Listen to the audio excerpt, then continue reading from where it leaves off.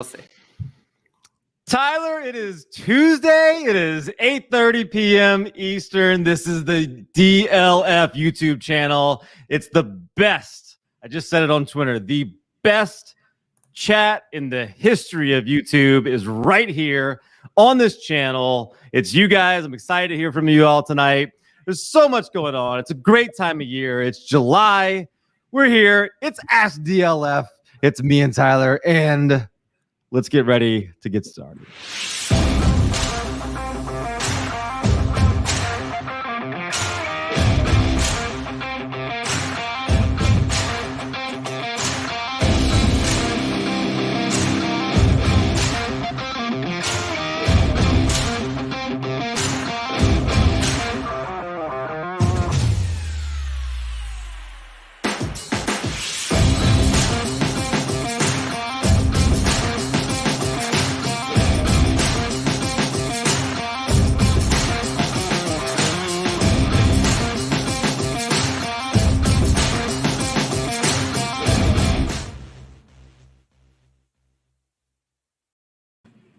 What is up, everybody? Thank you for joining us here at Ask DLF. I am your host at Calvin and Hobby. You can find me at that name on Twitter. I've got Tyler here at DLF_Carp. Make sure you are following all these guys. We got a bunch of you already in the comments section and in watching the video. If you're joining us, make sure that you are asking your questions. That's what we're here for. Tyler, before we get into any of that, I need to ask you two important questions. The first one is, how was your 4th of July? Oh, it was great. It was great. It couldn't have been better. It couldn't have been better. But it's Scott Fishbowl season. It's Scott Fishbowl season. It's very important. Yeah. Everything's great. So would you say that it was a success? I would. Yeah, I would. Okay. How about the second question had to do with Scott Fishbowl? Like, it's Scott Fishbowl season. Honestly, this is one of the best times a year. Like, I was not in Scott Fishbowl last year, the year before. I was around Twitter, and like, I just love seeing people post about their teams, post about like different things. Like, I understand for some people, like, they didn't get in, they're upset, whatever. But like, it's just a great time of year. Like, the community really rallies together, and I'm excited that we get to all experience this together. It's just a beautiful time of year. How's your Scott Fishbowl draft going? What round are you in? Like, all that. Well, it was going fast. I mean, we drafted the first 5 rounds yesterday, but then things slowed down. They slowed down today. I made my 6th round pick. They waited. They had to wait for me to wake up. I was asleep. I sleep. I need my beauty rest to do this show. But yeah, I picked in the 6th round, and that's we haven't gotten very far after that. We're, I think, at 7:03 now. Yes, Tobin, your lasers, I will pick them up eventually from the package room. I'm sorry. But yeah, I will eventually, maybe we'll get a pick during the show, given how slow it's been. I doubt it, though. There is a chance that one of us makes a Scott Fishbowl pick tonight, and we could talk through that. If you have any questions related to Scott Fishbowl, we don't mind talking about that. This is a great day for that.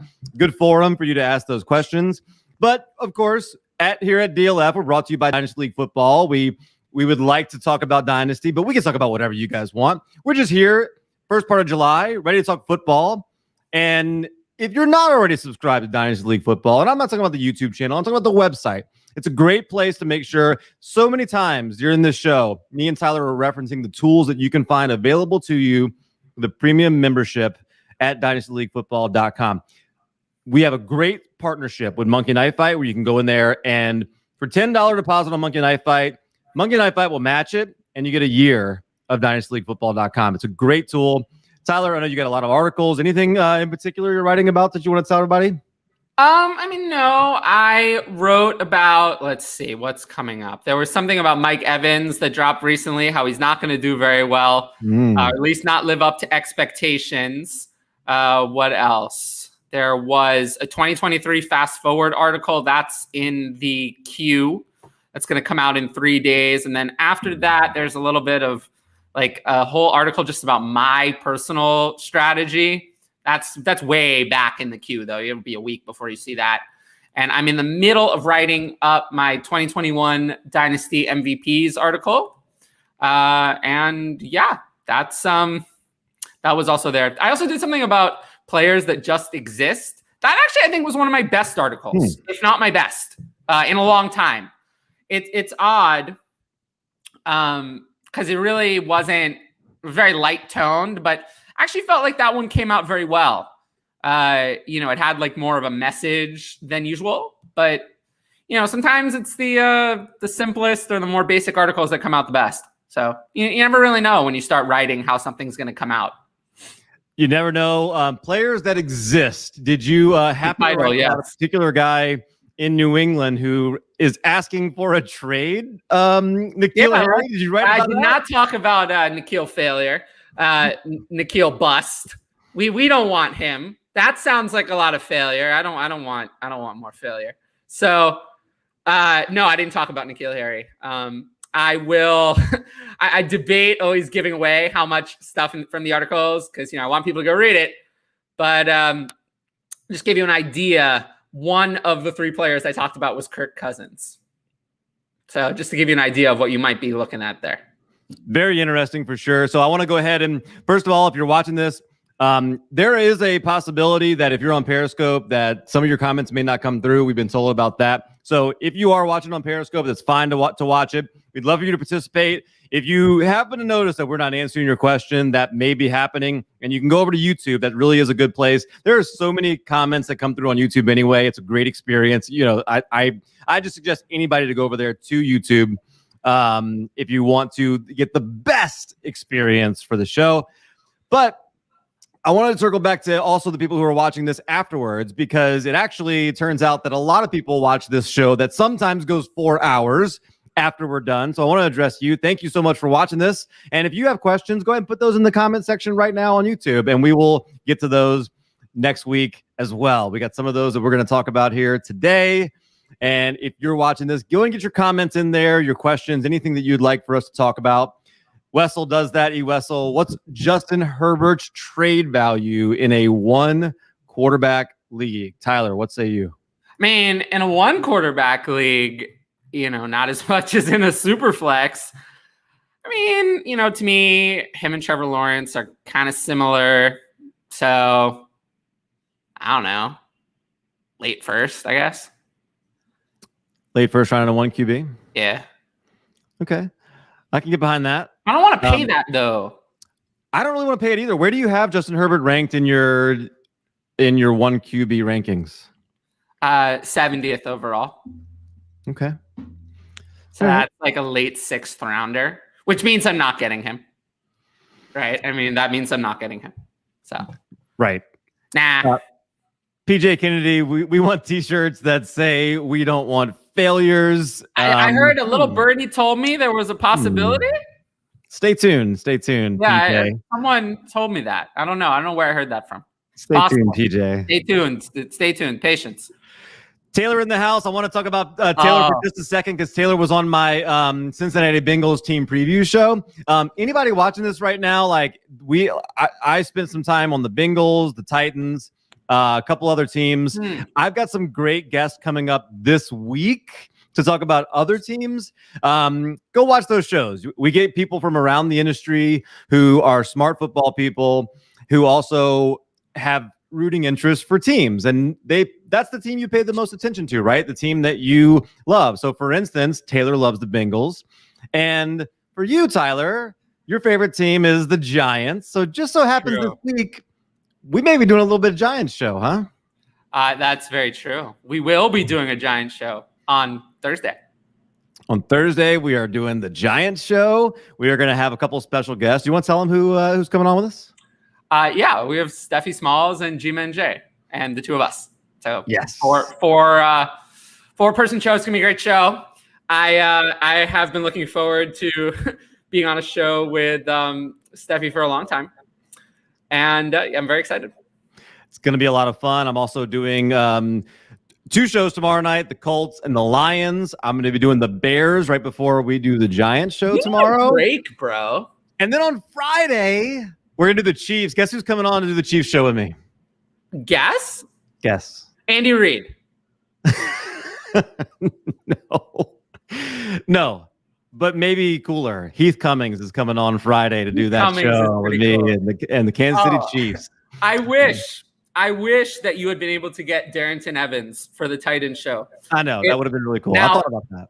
If anyone is listening and has no idea what I'm talking about, Darrington Evans has decided that he is going to support content creators. He created a Discord. He's been talking about it on his Twitch.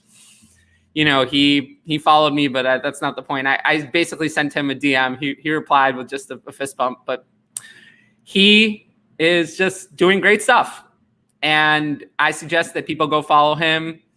And you never know, go join his Discord and just follow along what he's doing. He responded to something that it was Devin Bush said that was not so nice.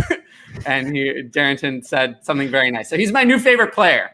Yes. My new favorite player, Darrington Evans. Darrington Evans, we absolutely love him. So for those of you who have been watching this, we appreciate you tuning back in. This is another way to watch it is on Facebook. There haven't been very many people who have done that, but David, I love that you're watching it on Facebook. So we want to go ahead and get your question. If this is your first time watching the show, this is basically what we do. We take these questions and we will do this literally as long as you guys want tonight. And it's so much fun. And there's a lot of interaction in the chat. So this is exactly what we'll do. Tyler, David asks from Facebook, is Miles Sanders worth keeping? If not, what value should I look to get if I move him? So building a roster, Miles Sanders obviously is on it. Should he keep him or sell him? Oh, no, you should not keep him. I mean, I watched, go to the video of Eagles drop passes from 2020, how many entries there were from Miles Sanders. He's running the wrong route, doesn't know where the ball is going, dropping the ball. Allegedly, he was supposed to be such a great pass catcher. I don't see any great pass catcher. I see a lot of failure. I don't want more drops. I don't want more failure. I'm tired of Miles Sanders. I would look to get out. I would look to get out immediately. I think that he turned 24 this year. This is year 3. If we have more failure, we're going to be done with Miles Sanders. I have zero interest. I would like to get rid of him now. Now, you want to play a game? Muted. Sure, let's play a game. All right, play a game. So give me some offers for Miles Sanders. I'll tell you yes or no. Oh, okay. Now, so this is really interesting. See, I think Miles Sanders is one of those players. I was listening to Scott Connor on his it's not his Mannequin Chill. It's the other show he does on DLF. I'll think of it here. Mannequin Chill. Yeah, I know he has that one, but he has another one. Another DLF show? Yeah, Dynasty and Chill, I think is the name of it. Dynasty and Chill in the DLF feed? I forget. I don't know. Subscribe to Dynasty and Chill. It's awesome. Scott Connor. There's so many podcasts. If you haven't realized this is why you should subscribe to DLF. Follow it. Subscribe to the YouTube channel. Subscribe to DLF. Follow the DL Football account on Twitter because this is how there's a DL Football podcast feed, DLF podcast feed. You could follow that.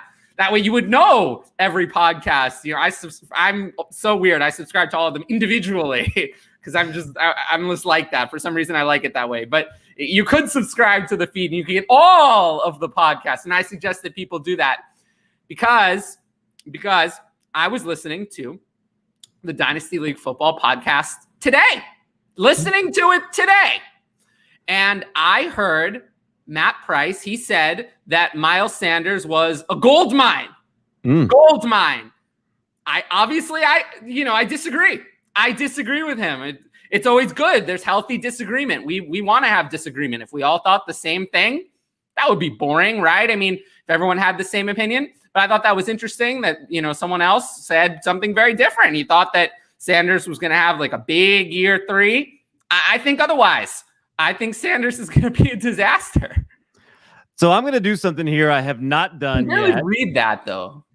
You maybe you can't read this and that's fine, but just to give you an idea of what this looks like. So Tyler asked for trades that involve Miles Sanders. So just to give you an idea, when you have a premium membership at Dynasty League Football, you can go to this app called the Dynasty Trade Finder, and you can look up and find like Dynasty trades. So I don't know if anybody can read this or not on my screen, but this is basically it's Miles Sanders or Rashad Bateman, Terrace Marshall. That sounds about right.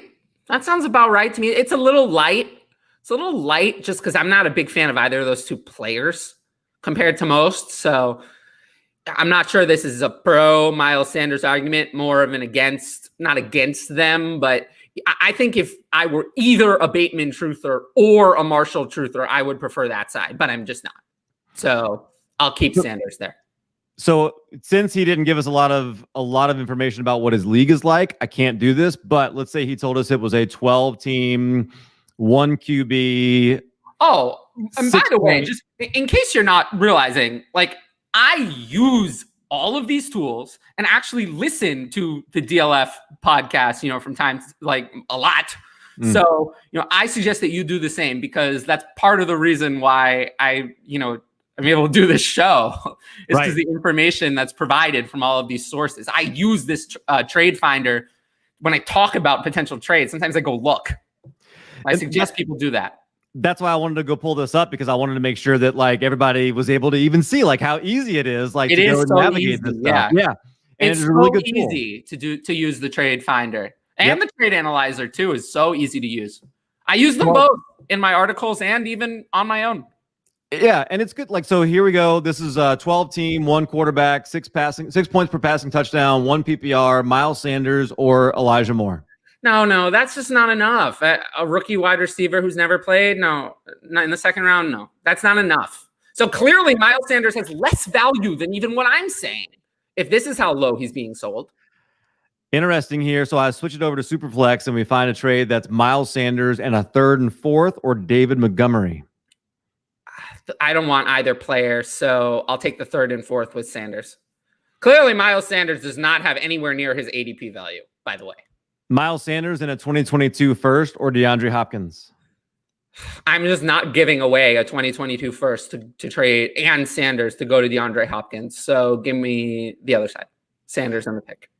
I'm with you on that. And that's the reason why I brought up Scott to begin with is he was talking about the Dynasty game theory, and he was talking about the difference between, it was either him or his guest talking about the difference between the ADP in a startup versus the actual trade value. I talk about that all the time. Yeah, I talk about it all the time. I completely agree. I mean, right now, got some love there. Well, right now, Miles Sanders is. Well, I agree with him. I mean, I've talked to him about it. I completely agree. People should follow him because he's very much the opposite of me in a way. I mean, I sit here and do this show, and I like to talk about your league and like the little details. Like that's what my Patreon. It's the same thing. I'll go through your league like one player at a time, little. Whereas like Scott has like 50 leagues. So it's like a different perspective, more a macro perspective. Very much the opposite of me.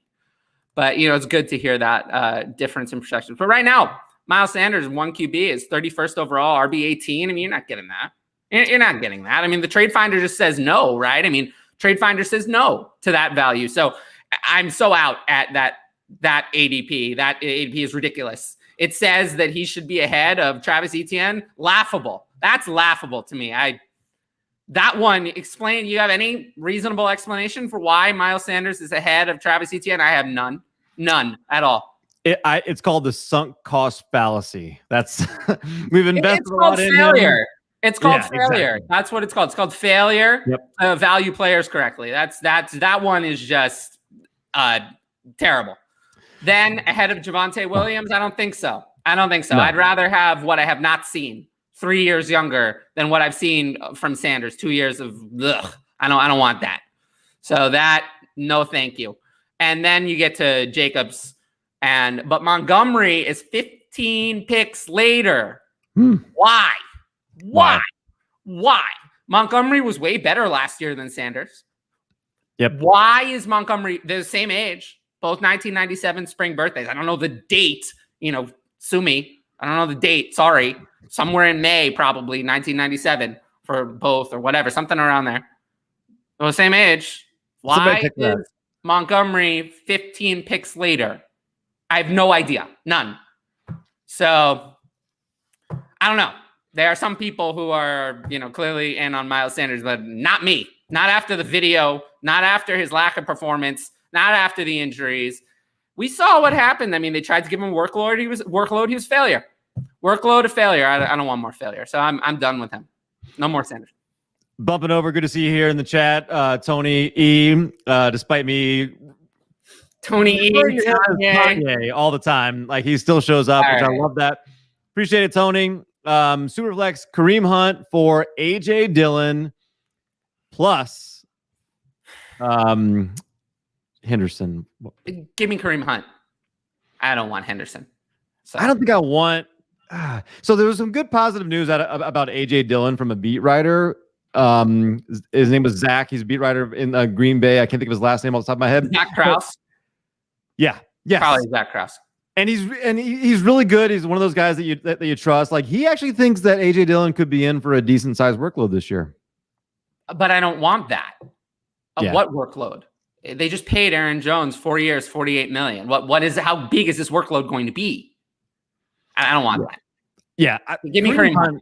Kareem Hunt. I just took him in Scott Fishbowl. I love Kareem Hunt. I don't want to say I love Kareem Hunt, but give me Kareem Hunt. League winning upside if there's an injury to Nick Chubb for sure. Clearly not. Actually, he wasn't a league winner when Nick Chubb went down last year. So he was hurt, and now he has the best line in the NFL. One of these three players is startable on a weekly basis, and it's Kareem Hunt. The other two are irrelevant without injuries. So it's Kareem Hunt. Aaron, who also has been in the chat a bunch, really appreciate that. Aaron, 1QB Dynasty League, have 3 sophomore running backs in Taylor, Dobbins, and Swift. Congratulations. Is Sermon too early at 106? Yes, it is. Because that would mean you'd be passing on Devonta Smith or Jalen Waddle to take Sermon, and I will not do that. I will not do that. I think that would be a big mistake. And I don't want to do that. So, yes. He could get there. In this next update, I wonder how high he's going to rise. It's a mistake either way. Yeah. I'm with you. I'm very confident in Devonta Smith and Jalen Waddle. Yep. Keegan, 10-team, 1QB, Sin, Carson Wentz, and a 2022 fourth for Derek Carr, and a 2023 second. What? In a 1QB, it's the Carr in the second, easily. Yeah. But we don't want Carson Wentz. We know what Carson Wentz is. The people know how horrible Carson Wentz was last year. We don't want more of that. So, just give me that second. It's by far the most valuable thing in this trade. Anytime you're asking Wentz or it's going to be the other side. I'd rather have Wentz over Carr, but I don't want either one. The second is way more valuable than anyone else. BJ wants to make it happen. I don't know what he's talking about, but sure. Me neither. AJ, I'm assuming was guessing that your favorite team is Giants, so that's he knows that. He should know that. Tony, another question. Tony, Kanye, would you trade Superflex? I like this question. Two 2022 firsts. That must be what he's I guess that's what it is. Okay, 2022 first for either Gibson, Swift, Harris, or ETN. Let's just say it's that, right? Because if it were one first, it would be yes for all of them. Yeah. So 2 firsts. Interesting. Okay. For ETN, it's a no. We haven't been proven. I haven't been proven enough with ETN. So no on 2 firsts for ETN. I'll pass on that. Harris, it's a yes for me. I would give 2 firsts for Harris. He's in that range of being worth 2 firsts. Him, like Akers. Mm-hmm. Harris might be the last player where I would do it, though. Swift, no. And Gibson, I have lower than Swift, so no. Harris is actually right on the line of where I would still do it. Yeah, 1 QB, you would say yes for both those, right? A 1 QB, I would say yes for all of them. Yeah. All of them, ETN included. Yeah, okay. Good. And a 1 QB, yes for all 4. Just for anybody listening, can you explain why that is, why it would change? Well, I mean, in a Superflex, you're going to have quarterbacks in the first round, and we know that if you do not have quarterback in the Superflex format, you're not a contender. You cannot contend without them. You must secure the quarterback position. So I'm not giving up 2 firsts for a maybe at running back. That doesn't work for me. I'll invest my firsts on a quarterback or something else that I'm more secure in. So 2 firsts for ETN and a Superflex is just too much. But for the other ones, it would be something I would consider, but Harris would be the one. Harris, let's just say Harris may or may not be in my 2021 Dynasty MVP article. He may or may not be in there. He might be. AJ, Cal, what's the name of the show again? Where do we find it? It is right here All on the here. YouTube channel. Yeah, YouTube right here. channel. That's right. And it's the team preview series, and there's Titans. I've done Titans, Bengals. What else have I done? Who else have I talked about? Eagles. I did Eagles with Shane. There's also one other thing that we've thought of, is that there are so many questions during the show that we don't get to as many from the chat beforehand. And I have thought about answering them in a special live stream or just a video that you may or may not see on YouTube sometime soon. So some of the really good ones that deserve to be answered and we just haven't gotten to, we or me may do a second show to answer some of them. I have some awesome guests coming up for all these shows. I can't wait. I can't wait. But that'll also be on the YouTube if I do it. So it'll just be, I decided I was going live today. I have time. Oh, okay, going live. It'll be a little bit of a surprise, but hey, the live streams all stay there after they're done. So even if you don't catch it when I go live, because it could just be it'll probably be during the day wherever, but it'll be there for you to go and review those answers to those questions, because we are not getting to all the questions that are submitted in advance with how many are coming in live during the show. Correct. Alex, is Evans Tyler's Dynasty number one running back? No, but I like his value. In your heart, yes. In your heart. But I do like his value. He was extremely undervalued. I wrote about him somewhere. Agent Cat Zero says send Miles and Raheem Mostert for CEH and Antonio Brown. I guess it's Miles Sanders. CEH. I want CEH over Miles, Mostert, and Antonio Brown combined. Me too. So no doubt. I don't want Miles. I don't want any Mostert. That's a lot of bad. I don't want that. So CEH side easily. Okay. The SFB draft is coming around to me. It may happen during the show. Unfortunately, Justin Fields was just selected. I was really hoping for Justin Fields as my QB2 at 7-10. I was sad. Now I'm sad. But Raheem Mostert was also picked, and Raheem Mostert, as you might have just guessed, is a trash can to me. So that's a dead pick, and I'm happy that he went off the board. Sorry to whoever picked him in my league. I'm gonna be honest, as I always am. I think that was a really bad pick, so I'm happy to see it. Listen, I don't know why we hate Rob, but look, we're with you. Like, we're ride or die. We hate Rob too. James Robinson me in today, I think. Huh? Did he? I don't know who tags me in what. James Robinson second for Miles Sanders. I don't really want James Robinson. Sanders, I guess. Not happy about it. This is just going to show you that Sanders is not valued at that RB 18, 31 overall price. I mean, these are the offers. Right. Yeah, he's nowhere near there. He's closer to David Montgomery's value at 46th overall on RB 22. That's what he's actually worth. Agent Cat Zero. This is where I'd like to stop the show and just find out why Cat Zero is the name of We this need a format person. here. Yeah. We need a format for this one. I need to know if this is super flex or 1QA. Miles Sanders, Jalen Hurts, Mike Williams, and 209 for Mixon and Debo. Yeah. If it's I need a format. If it's super flex, I definitely want the other side. I still might go the other side for. Yeah. No. It's very close otherwise. No, I don't really want Miles Sanders. It's very close otherwise. Superflex is easily the Hurts side. Nick Vincent in my Dynasty Superflex 14-team startup. I traded my first three startup picks for these rookie picks. 6 2021 first, 3 in the top 6, 2 2022 first, and 4 2023 first. And 3 23 seconds. That's worth it. Yes, it's worth it. Absolutely. It's worth it. Absolutely. No player is worth more than 3 firsts, really. Couple are, but not after like 10 or so. So it's worth it. 6 2021 first with 3 in the top 6. I like that. Yeah. That's amazing. I would do this. It's I mean, it's probably not how I would build, but okay. The SFB picks are coming in. Oh, Logan Thomas, good. I like that.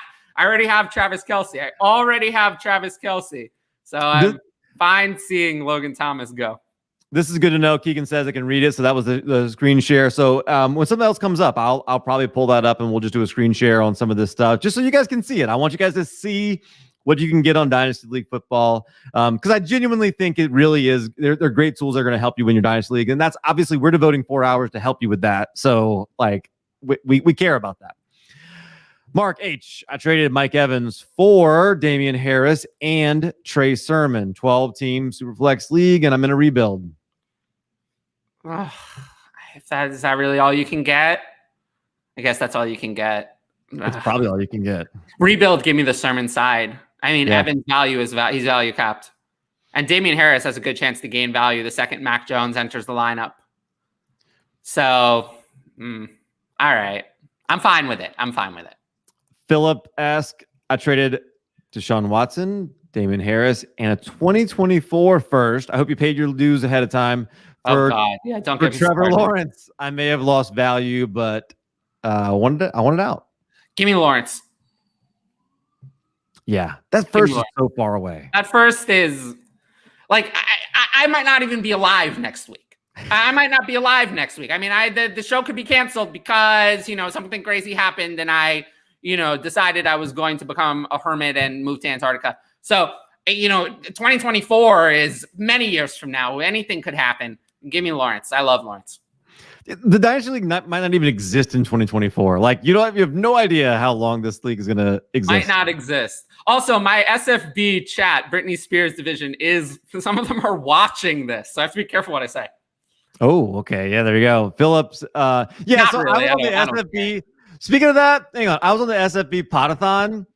One of my league mates in the Pearl Jam division jumped in and asked a question on who I would be targeting in the mid rounds.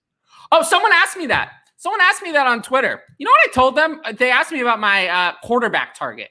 I told them Carson Wentz was my quarterback target. That's who I wanted. I wanted Carson Wentz. That's what I told them. Yeah, I said I was serious. Philip, Carson failure. I don't want that. What? Also, I received T. Higgins in 2/3 for not even in a tight end premium. Explained. Higgins is worth way more than Fant in a non-tight end premium. So you got to steal. You won. By the way, let's talk about T. Higgins for a second. Every report out of Cincinnati is T. Higgins just looks great in year 2. Mm-hmm. He is going to make a big year 2 leap. He is ready to be a star receiver in the league. So as much as I love Jamar Chase, and I still do love Jamar Chase, if that provides a buying opportunity for Jamar Chase, do it. Get out of Tyler Boyd. Tyler Boyd is irrelevant. No, he's not irrelevant. They're not gonna, no. I think that we're going to have 2 wide receiver 1s very soon. You're not going to have 2 wide receiver 1s and then another wide receiver 3. You're not going to have that. So I think we're getting to the point. This is the next Godwin and Evans. This is the next Bolden and Fitzgerald, the next Godwin, Godwin, Evans, Bolden, Fitzgerald, Ridley, Julio, Roddy. This is that. Get in now before people realize that.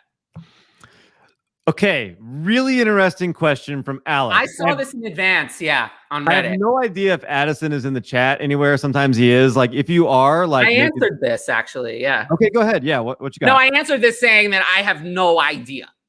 Like, I don't know. I this is not something I agree. Well, actually, it's not that far off. I would say it's more like the one. It's not the 109. I would say it's more like the 111 than the 109. So when you said you answered this, you meant like you acknowledged it. Well, I answered it in that, like, I answered it in how I feel about the trade analyzer. The trade. Okay, values. I got you. Like, that's how I feel. I disagree with the trade analyzer. I disagree with it. But as for why the developers chose to have it that way, I have no idea.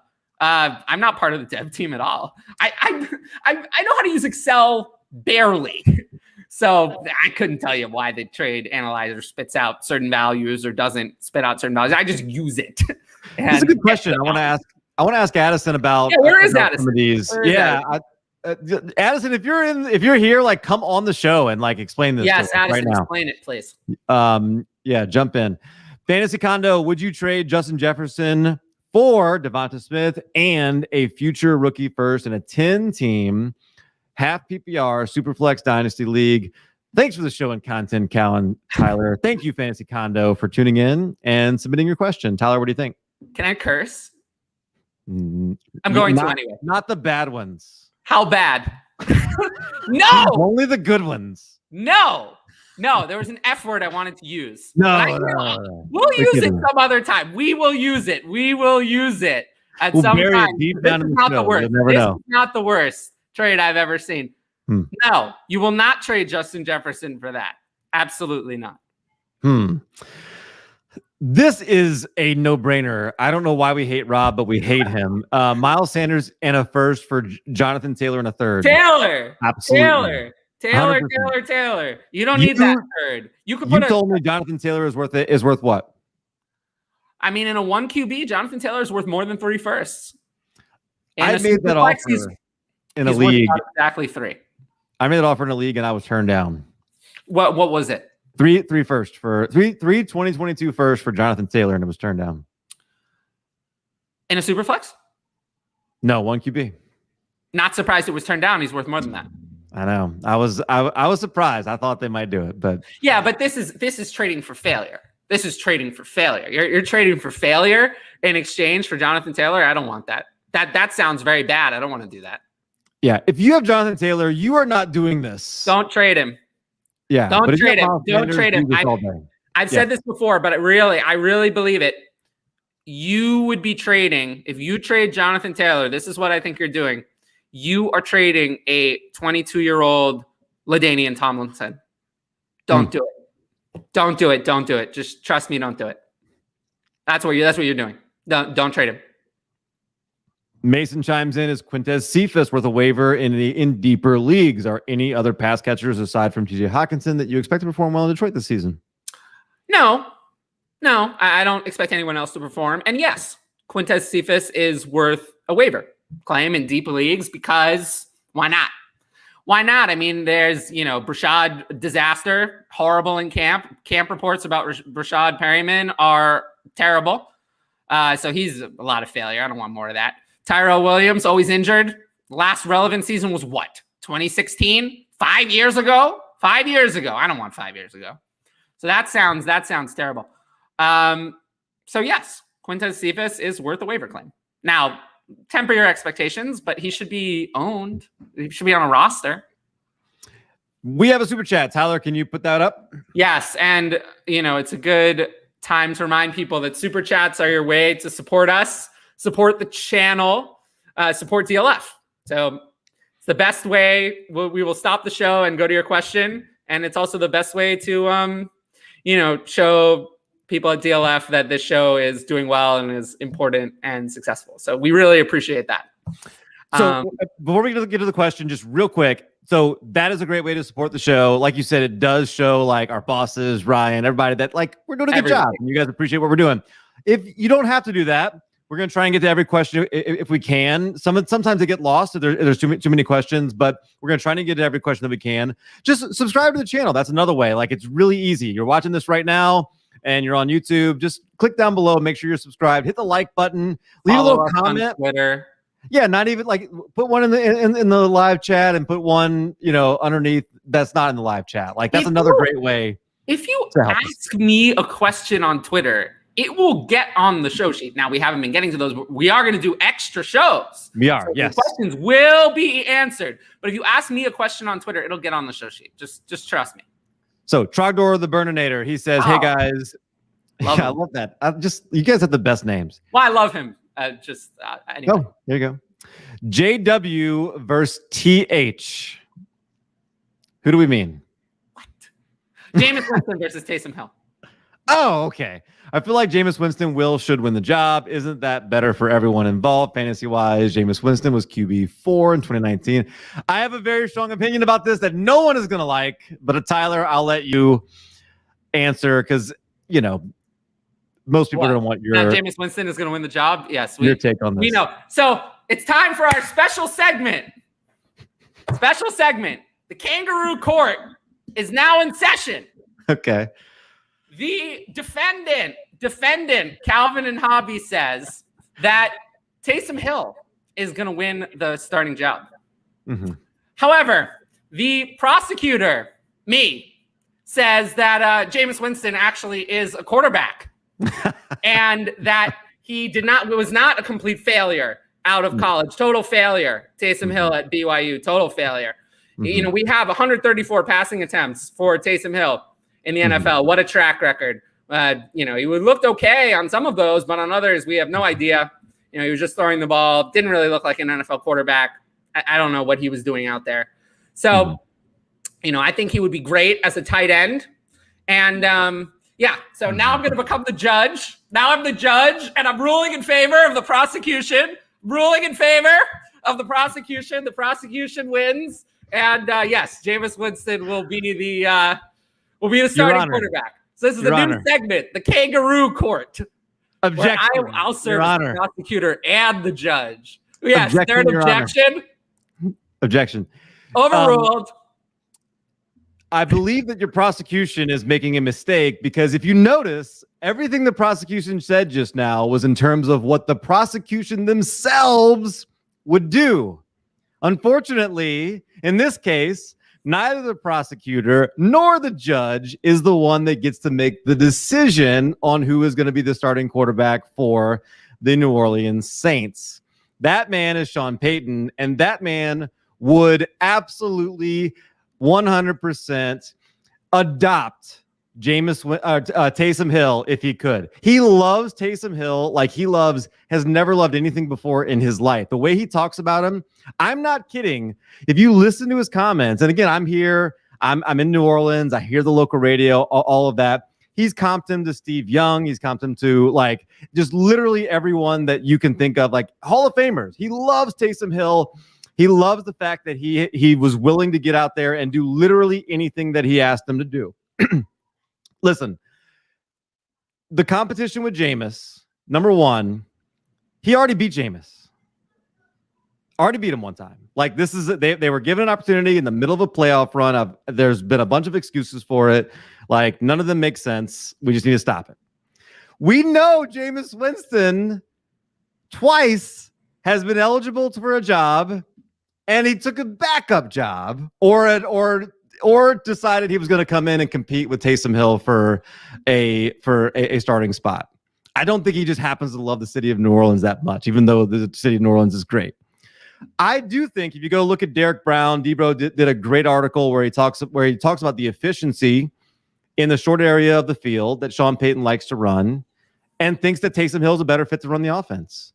Jameis Winston does not operate well on the slant routes, the things like that are a big part of Sean Payton's offense. So it's going to be Taysom Hill. And I don't think it's going to be bad for everybody involved. I do think you can pull the pass it'll be very bad. But the judge has heard the defendant's case, and the judge will dismiss the defendant's objections, and he'll rules in favor of the prosecution. I'd like to know what Jameis Winston's Scott Fishbowl score was. It certainly wasn't QB4. I'm sure it was very bad. And only if you look at it from a standpoint of you're not penalized for interceptions, because that's not going away. And the other thing is, like, even if we live in a world where Jameis Winston becomes a starter, Taysom Hill's role is not diminishing. Jameis Winston is not going to be a good quarterback for your fantasy team. He's just not. He's not going to give you rushing. He's going to be a very good quarterback for your fantasy team. He's not going to give you rushing, and Taysom Hill's going to steal goal line work. He's not going to be good for you. He could give you rushing, though. He rushed in 2019. He's not going to give you rushing. I mean, he'll give you more rushing than Kirk Cousins. Not as much as Taysom Hill will. Taysom Hill can't throw. He was he averaged 21.5 points a game. It would have been good enough QB 10 if you extrapolated over a full season. I hear you, but you know the danger of looking at stats like that. Carson Wentz was a QB1 before he was benched. You True. wanted him? You want him? I don't think so. No, I do not. No, we don't want him. So Gold jacket. We literally lost like 10 viewers just talking about Taysom Hill. So we're going to move on. So, what are you doing with Aaron Rodgers in startups right now? Not drafting him. Yeah, me neither. Not interested. Not drafting him. He had an interesting discussion on with Tom Brady. Tom Brady said that Aaron Rodgers was trapped by not liking his boss. And Aaron Rodgers was like, I didn't say that. You're just projecting. Or so he claims. I don't want Aaron Rodgers. I'm good. Pass. Gold Jacket loves Kareem Hunt. We talked about Kareem Hunt earlier. Oh, good. Adam Thielen was selected in my Scott Fishbowl draft. I don't like Adam Thielen. Love to see it. Scott Phelps, Miles Sanders. A lot of Miles Sanders trades. We were talking about him for so long. Chase Claypool and 2 2022 first for Christian McCaffrey. Package side. Yeah. That's what I got for Let's see if we're getting any live Twitter. No, we're not getting any live Twitter questions. Dylan Vergara, we're actually way behind on these comments here coming in. All right, let's do YouTube. it. Dylan Vergara, 12 teams, Super Flex, half PPR. Which side? J.K. Dobbins, Gus Edwards, Cortland Sutton, Laviska Shenault, Hollywood Brown, a projected late 2022 second, projected late 2022 third, 4 Akers, Darrell Henderson, McLaurin, T. Higgins. Akers side. Yeah, I think that one's easy. I thought it was going to be complicated. Easy. Akers side. Akers side. How do you like the 2023 class? We've talked about it before. We talked about it a little bit. I like it. Yeah, it's good. Ashley Cornett, how do you know that your rebuild is almost finished and you can stop stocking up picks and just sit back and watch players develop? When I tell you it is. No, I mean, and that's the best Tyler? way is to ask me. Patreon, yeah, I've subscribed to my Patreon. I'll tell you. Yep. If you don't want to do that, or you just whatever, I would say that use a redraft tool. Use a redraft tool like Fantasy Pros or something along those lines, or just look at it yourself and evaluate. Do you really think your team is going to compete in 2021? If it is, then your rebuild's over. If not, then it's not over. So that's what I would do. Fantasy Pros would be the one I would recommend for like a redraft tool. That's the one I use. Don't have to use them though. You can use, they're not a sponsor. You can use whoever you want, but I would suggest using a redraft tool. Adam, I disagree with you. We don't deserve you guys. Like, you guys are seriously awesome. I love the chat. I love you guys tuning in. This is really amazing. You guys do deserve us. You're very, very kind and supportive, all of you. So I genuinely love doing this show. I look forward to it. I love the chat. I love answering the questions. And look, I do shows with like really cool people. This is one I look forward to because I get to interact with you guys. I love this show. AJ, another show. Yes. Oh yeah, there are going to be many more shows. Actually, I have plans for many extra shows. Injected in my veins. How is this happening? So Jim, listen, I know you don't mean this personally. And Tyler is the best, but come on. And Ashley, could Tyler beat Cal in less than 10 moves? Of course he could. But we don't have to point that out. That's literally like impossible. We don't have to point that out. That's literally impossible, though. Of course he could. No, it's hard in chess to win in less than 10 moves. But I guarantee you, if I played Cal in chess, I'd win every time. Every time. Every time. Every time. That's what I like about chess. There's no luck. Clyde Edwards-Helaire versus Austin Eckler. In 2021, Scott Fishbowl scoring, something like that. Clyde Edwards-Helaire, or Scott Fishbowl, it's half PPR. Mm-hmm. Very close. It's very close. I didn't have to make this decision just based on the way I can go through my team a little bit, but this was not a decision I had to make. So I didn't think about it because I'm usually a PPR player. Scott Fishbowl is half PPR. So I made the decisions when I was up. This was not one of them. But if we're talking about a dynasty, it's obviously CEH because he's a lot younger and production is going to be similar. In terms of this year alone in a PPR, I'd lean toward Eckler. PPR. Half PPR, it's very close. I saw a stat the other day, and I wanted to follow up and look at it about running backs entering year 2 with Andy Reid, and I'm kind of excited about Clyde Edwards-Helaire. That's not a predictive stat. I don't care. I don't care. But I don't care about that stat. What I care about is what Clyde Edwards-Helaire did in year 1. And what that means for his year 2. And he was a lot better than people would have you believe. People are going to say that Clyde Edwards-Helaire was a complete bust. Not true. Go back and look at Clyde Edwards-Helaire's rookie season. It was a lot better than you think. It was not horrible, like some people would say. What is the significance of quarterback processing speed? Is that really a concern for QBs? Yes, it is. We don't care about it in fantasy, I guess. No, that's more for somebody that is a quarterback evaluator. But yeah, of course. I assume what this means amount of information. I assume what this means is how quickly they see the field, right? I mean, how quickly they go through the defense, go through their progressions. Like, that's what this means, right? But how can you? There's no number for that. Like, no. You just have to look. And believe me, I can tell you by looking that certain quarterbacks do this poorly. Like Carson Failure, running this way, receiver open over here. Now I'm going to run outside of the pocket. I have my offensive lineman here. We don't need those offensive linemen. Those are just getting in my way. I'm going to run away from the offensive lineman when the defender is coming at me. That's what I'm going to do. That shows you bad quarterback processing speed. Another one, Drew Lock. He doesn't see the defender coming. Too late. He sees the defender. The ball is about to be released, and then he realizes it's going to be an interception, and he throws it anyway. So that's bad quarterback processing speed. If you want to see good quarterback processing speed, just watch Patrick Mahomes. Patrick Mahomes or Aaron Rodgers or someone like that, Russell Wilson.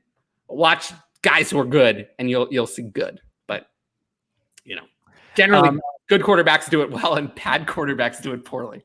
Yeah. If you want to see somebody doing it bad, you can pull up a video of all the 2019 interceptions that Jameis Winston threw, for instance. You can go watch that video. And yes, his quarterback processing speed is a problem. You do occasionally get quarterbacks who process well, whose physical limitations hold them back. Chad Pennington? Yes, he would be one. Derek Carr is another one. Derek Carr, I feel like the athletic arm, that kind of talent's not there. But the processing speed is fine. Just the arm's not there. Nick's in appreciation gave me so much relief for my trades. Thank you. You're welcome, Nick. That's literally what we're here for. Like, we literally are devoting our entire Tuesdays. Alex Smith is another one where the physical talent just not there, but the processing speed it was there. It eventually got to that point. Oh, and Drew Brees is obviously another one. Really good. Yeah, very fast processor. Physical talent's not there, but he was so good anyway. John Webb, I think I offered Akers, Swift, and Galladay for Jonathan Taylor. That's too much. That's too much. I love Taylor, but that's ridiculous. Oh, by the way, I hope everyone's having. Josh, I hope you're having a great night. We are. I think I mentioned that Adam Thielen was picked in my SFB division, which made me very happy because I don't like Adam Thielen. So I'm hoping. I have hopes for certain players. I want certain players to maybe come back to me at a certain time. That's all I can say at the moment. Mm-hmm. Yeah. I'm being spied on. Me too. By the way, I got an email saying I was on the clock on MFL, and I got really excited, but then I realized it's just the DLF mock draft, Dynasty mock draft. So yeah, I didn't do the mock drafts this month because I've been, I'm in too many drafts at the moment. Which I love that, but I thought it was going to be Scott Fish, and I was disappointed. By the way, Josh is on Front Yard Fantasy, which is great every day at 3. I have been on their show twice. And I just got a message from him. I reached out, and I think he's going to be on my Raven show, which is really cool. I love it. Yeah, Kevin Backen, not Kevin Bacon. 12 teams. Oh my God. Justin Jefferson was sold for the 106. No. And Pollard. No. The pick was Zach Wilson. No. Disaster. I like Zach Wilson. But... like Zach Wilson, but no. It's not good. Tyler, do you think Jonathan Taylor has the pass catching upside of LT? Yes. No. Yes, I do. Not of LT. I mean, he was pretty good as a rookie. What did LT do as a rookie? Oh gosh. There's no way he has the upside of LaDainian Tomlinson in the passing game.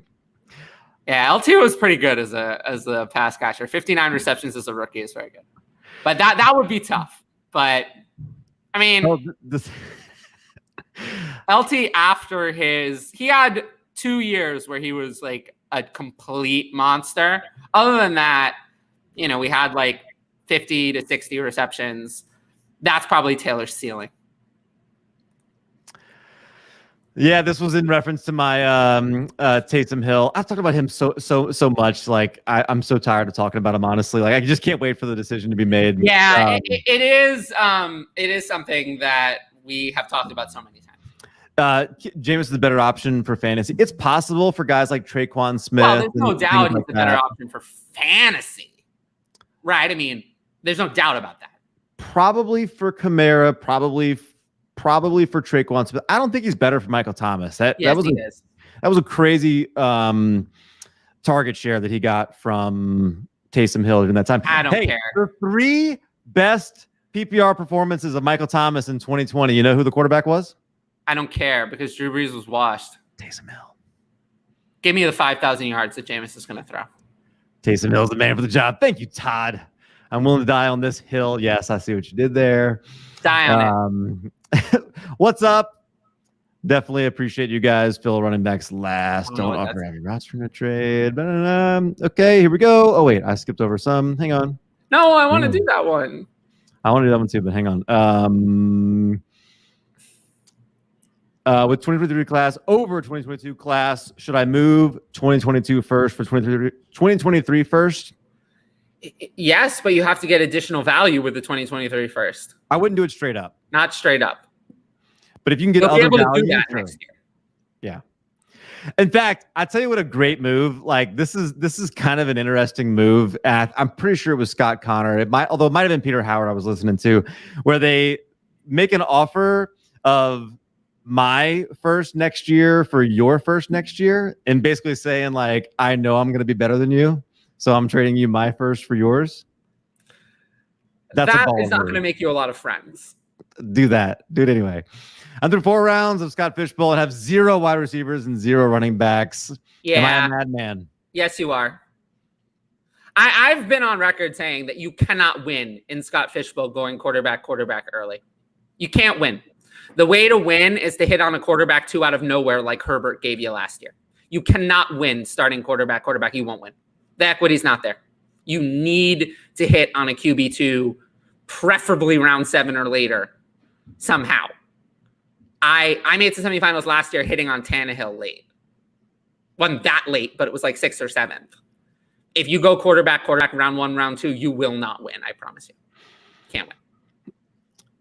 Josh still wants to play you in chess. What division are you guys in? Migos repping. Britney Spears for me. I'm in Pearl Jam. It was one of the first albums I ever bought was Pearl Jam's Alive. I'm not too familiar with Pearl Jam.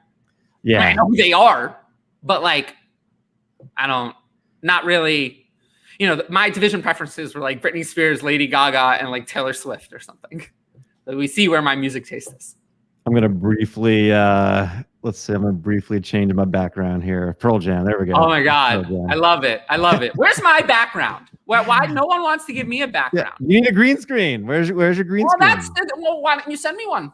Where is my green screen? All right. I'll hit up Amazon later for you. Hit them up. Yeah, do that. Super chat. Let's go to that. Oh, go ahead. Pull that up. There's no problem with Fields' processing speed. That's bullshit. That's what that is. Bullshit. By the way, guess who's the second player in my 2021 Dynasty MVPs article? I'm Don't believe it. Justin Fields. Yes, and it's ridiculous. I didn't see any problem with his processing speed. I went back. I wrote an article about Justin Fields actually when we were doing rookie updates. I didn't see any problem with his processing speed. I didn't see an issue there. I see a quarterback that might have been the first overall pick in some other years. That's what I see. So I don't see any problem with that.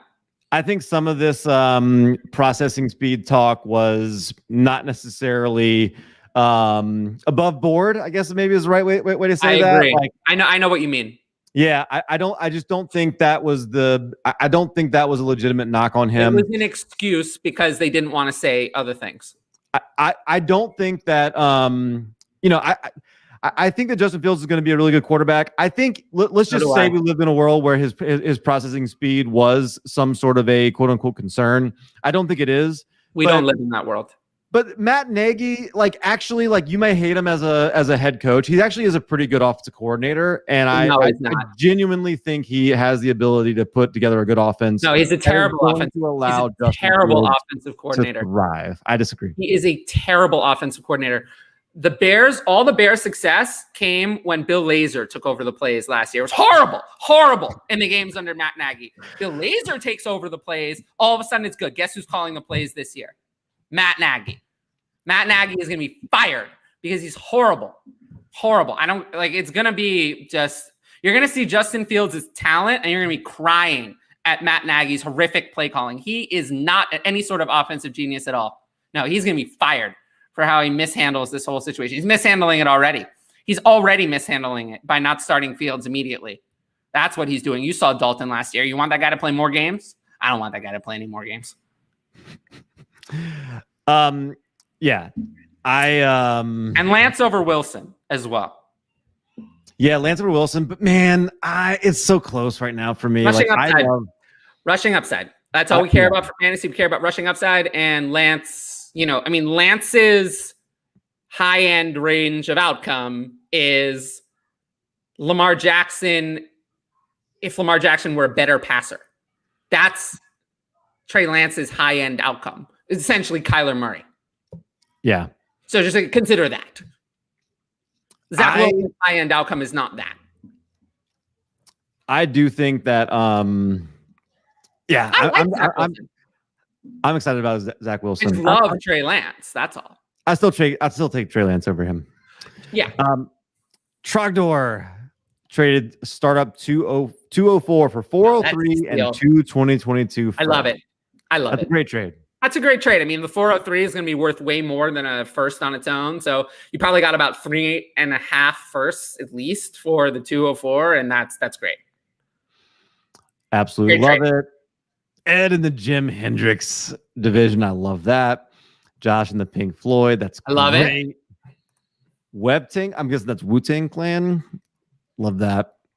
Unless there's a Web-Ting Clan that I'm unaware of. I don't know. You can fill me in. Yeah, we agree on CEH. Very difficult. That's a big question, if I may. Who would you rather have as your RB3? Harris, Gaskins, or Ronald Jones? Do I have to answer this? Yes, you do. That's what we do here. And because he's already been taken in my draft. Gaskins went at 405 in my draft. Wow. Very early. Yeah, it was not a good pick. Interesting. Sorry, I apologize to anyone from my division listening to this show. At the end of the day, this is all content for me. So it is what it is. This is a part of the content. I have to be honest. And I thought that Gaskin at 405 was a massive reach. Yeah. With that said, I would way prefer him over these two. Love it. Smash guy. I like Gaskins there. I think he's got the better upside overall, fantasy wise. This is why I don't play in a lot of leagues anymore, because I get tempted to bash things that other people did, which is good for content, but it's not good for making friends. It's easier to just do it a different way. Okay, Raj asks, can I get a SFB team rating through 5? By the way, if you want us to rate your team, we will be brutally honest about your team. Yeah, we'll be brutally honest. I'll tell you if I hate it. Go ahead and put it down in the chats. We'll talk about. Cal might be nice, but look, I'm gonna tell you. I'll tell you the truth. I might wrap it in something a little bit you're nicer than me. But I'll tell you the truth. 104. Okay. Kyler, I give that pick it's fine. There were other good options though. Fine. Kittle at 209 is an excellent pick. That's a value. Najee at 309 is a value. Hawk at 404 is about right. And Terry McLaurin at 509. He went, I think, 512 in my draft, and 509 feels about right. Hawk at 404 might be a touch early, depending on who else was available. I passed on Hawk at 403 for Ridley. I already had Kelsey, though.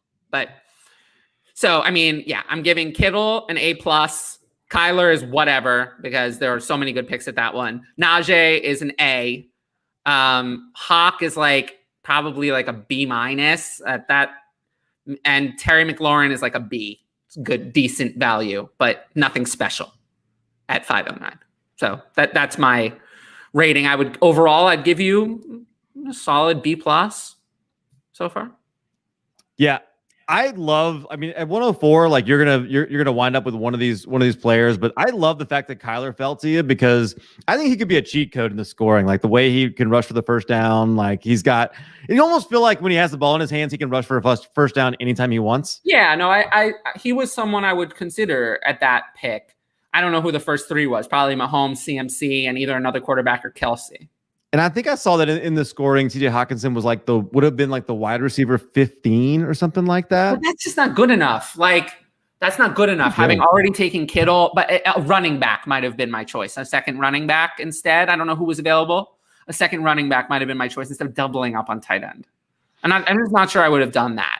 Like, again, I told you I passed on Hawk at one pick earlier. Hawk and Pitts were both there. Passed on both of them to take Ridley. And I think that Ridley is going to finish way above wide receiver 15. I have Ridley wide receiver 4 for this year. So I question the Hawk pick actually even more now that I'm thinking about it. I don't like it. I'd like it more if you hadn't taken Kittle. But I think you're going to fall behind at running back and wide receiver. You need to start 2 running backs and 3 wide receivers minimum plus flexes. So I do criticize the Hawk pick slightly. So yeah, I'm sticking with that B grade. Good job, TK. God, let us know what division you're in. Man. Okay. Redraft, Happy VR, Julio Jones or not close, Terry McLaurin. Terry McLaurin, not close. I have Terry McLaurin, wide receiver 12. I would have taken him. I had 5'10". I would have taken Terry McLaurin, but somehow Michael Thomas was still there. Yeah. So Julio Jones, by the way, went before Michael Thomas in my draft. That was a decision. Ooh. Yeah, no. When I say it was a decision, I mean it was a bad decision. Yeah. It was one of the worst picks in the entire draft. Ja Webb, thank you for tuning in again. I think I've seen your name in every single one of our shows. We have. Appreciate that. I traded the 104 for a 2022 first and a 2023 first. I wouldn't do it. I wouldn't do it. I guess you could, but like, how bad is that team? I need to know how bad is bad. Are we talking about like the guaranteed 101 or like, it's tough. So let's say this is, and I can't answer this question without not having the knowledge of bad this team is. 1 QB or 2 QB, like we don't. Doesn't matter. That doesn't really change anything. Well, I was going to say though, 104 in a 1 QB, like, is what for you? ETN? Probably ETN or Pitts at this point. Would you trade a 2022 high first and a 2023 high first for one of those players? How high? Like that's the thing. Like this is not like if the question were just blind 2022 and 2023 first for those players, I would keep the player. So how high are these picks? Like, because if we're just random, I'd keep the player. If that makes sense. I need to know how guaranteed this is. Mason is in the Incubus division. Oh, I love Mason. Mason sent me like a random nice DM yesterday. And you know, people who send me random nice DMs, good things sometimes happen to those people. Just something, if you're listening, might want to send me a nice kind DM. You never know what could happen. TK, All-American Rejects. Love it. That. Josh, he chimes back in. Traded my first for first in one of my leagues before last year. I love it. No, I don't love it. I love it, Josh. No, I don't love it because I like to have the ability to just tank whenever I want. And that's why I like to trade my first in season. You're just saying like I'm better than you. And like if you think but see, I already know that. I don't have to do the trade to do that. The other team's response like is informative. Like they think they're better than you too, right? I just think, honestly, you really want to know what I think? I just think this is a gimmick. I think it's fun. I think it's a gimmick. I'm not interested. But like, okay, let's just say you do think you're going to be like the 111, 112. Then I try to trade my first away, but I don't do it this way. Huh? I just try to trade my first away then. I don't For know. something, for a player. I don't do it this way. Kelsey, Tannehill, Burrow, Pitts. What do we think? Hate it. I'm sorry. I hate it. I hate it. I don't think you can win with that start. You're so far behind at running back and wide receiver. I absolutely hate it. I don't mean to be mean, but I started Kelsey Tannehill too. But Burrow Pitts is Burrow doesn't have the upside. The completion percentage was low. Burrow was a fade for me in this format because of the low completion percentage and the high expected volume. High volume, low completion percentage is a big fade in this format, so I don't like him. And Pitts in the fourth, just not enough value there after taking Kelsey. I got to be honest, I hate it. It's one of the worst starts I've seen, in my opinion. I'll couch it with, of course, in my opinion, but I hate it. Sorry. I have Burrow as well. I took him in the third, just like you, Ryan, and I love it. This start is no, like Kelsey. I love. I do like so. This must be pretty close to into the second that you got Tannehill. I mean, I started Kelsey Tannehill at 103, 210. There you go. I forget what Ryan is, but I might be 104, 209. Okay, Ryan, what is it? 104, 209? I forget. I don't think you're in my 103 group chat. It could be wrong. Burrow and Pitts. Look, Pitts could end up being great. Like that's the one where I don't like. This is the difference between you and me. You're being nice. That's the one I don't like. I don't like the Pitts one. I don't like the Burrow one. But that's the kind of thing you have to like. If you go chalk, and if it's like, oh, we like, no, hey, this really isn't going chalk. Like this is. You can't go chalk. Yeah, but this is such a problem. Remember how I said it's tough to win if you go QB because it takes you're the big equity. The big way to win is getting the QB2 late that breaks out. That's how you get a huge advantage. If you get remember, if I take running backs early and I get a running back in the 10th round that breaks out, I can start 5 running backs because there are 3 flexes in addition to 2 running back spots. If I get an extra, now I can't get an extra quarterback that breaks out because there are only 2 quarterback spots. It's not like running back where there's 5 or wide receiver where you can start up to 6. So I was not going to take 2 early quarterbacks no matter what. And I dislike this strongly. Jazz, settle it. Pancakes, waffles, or crepes? I actually had a whole discussion, not about this, but about the 2 QB early in the 103 chat for SFE. It was actually a great discussion. There's some big names in there, but for some reason, a lot of people decide to listen to my advice about redraft. I don't know, but I tried my best. They're happy with how my draft is going, so they like. So I just think you have a 1 in like 1,920 chance. Like, have fun. Get who you like. If you want no. Winning is fun. Go get Pitts. No, winning is fun. Winning is fun. 1 in 1,920. Hey, I made it to semifinals last year. I'm no slouch. After taking CMC 101, by the way. I think we decided last week that waffles, like if they're protein waffles, I can get on board. I just said that I don't put any of this crap in my body because it's bad for me. There we go. Who do you have ranked higher? Swift, DeAndre Swift, or Clyde Edwards-Helaire? Swift. Mm-hmm. Yeah. Let's put the comment from Ed. Let's put the last comment from Ed. Let's see what Ed. Go ahead. If you're down there, I'm still way back trying to catch up. Yes. Tyler going for fun. Tyler's like fun. This is fun. This is fun. This show is fun. Doing the show is fun. But again, like if you go chalk, if you go ADP, you're not winning. But I'm not going ADP. Was Thomas at 5'10 ADP? I'm not saying you. I'm just saying like. Right, but I wanted somebody is going to take like Zach Wilson in the third, and they're going to win. People do dumb things, but like you can win by. It's not a best ball. It's not a GPP. I remember if it were GPP, I was dead last year. The second I made my first pick, right? I picked CMC 101. If it were GPP, best ball, anything like that, I'd be dead. The instant I made that pick, dead, right? Dead. The whole might as well just throw my season out the window, right? But I still made it to semifinals last year. How did I do that? It's because I fought every single week. I put in all my waiver claims and fought to get there. Mm-hmm. So in order to fight, you can fight and scrap out quarterback production if you have to. It's there. It's not there at running back. Trust me. Who is a comp for Trevor Lawrence? Andrew Luck.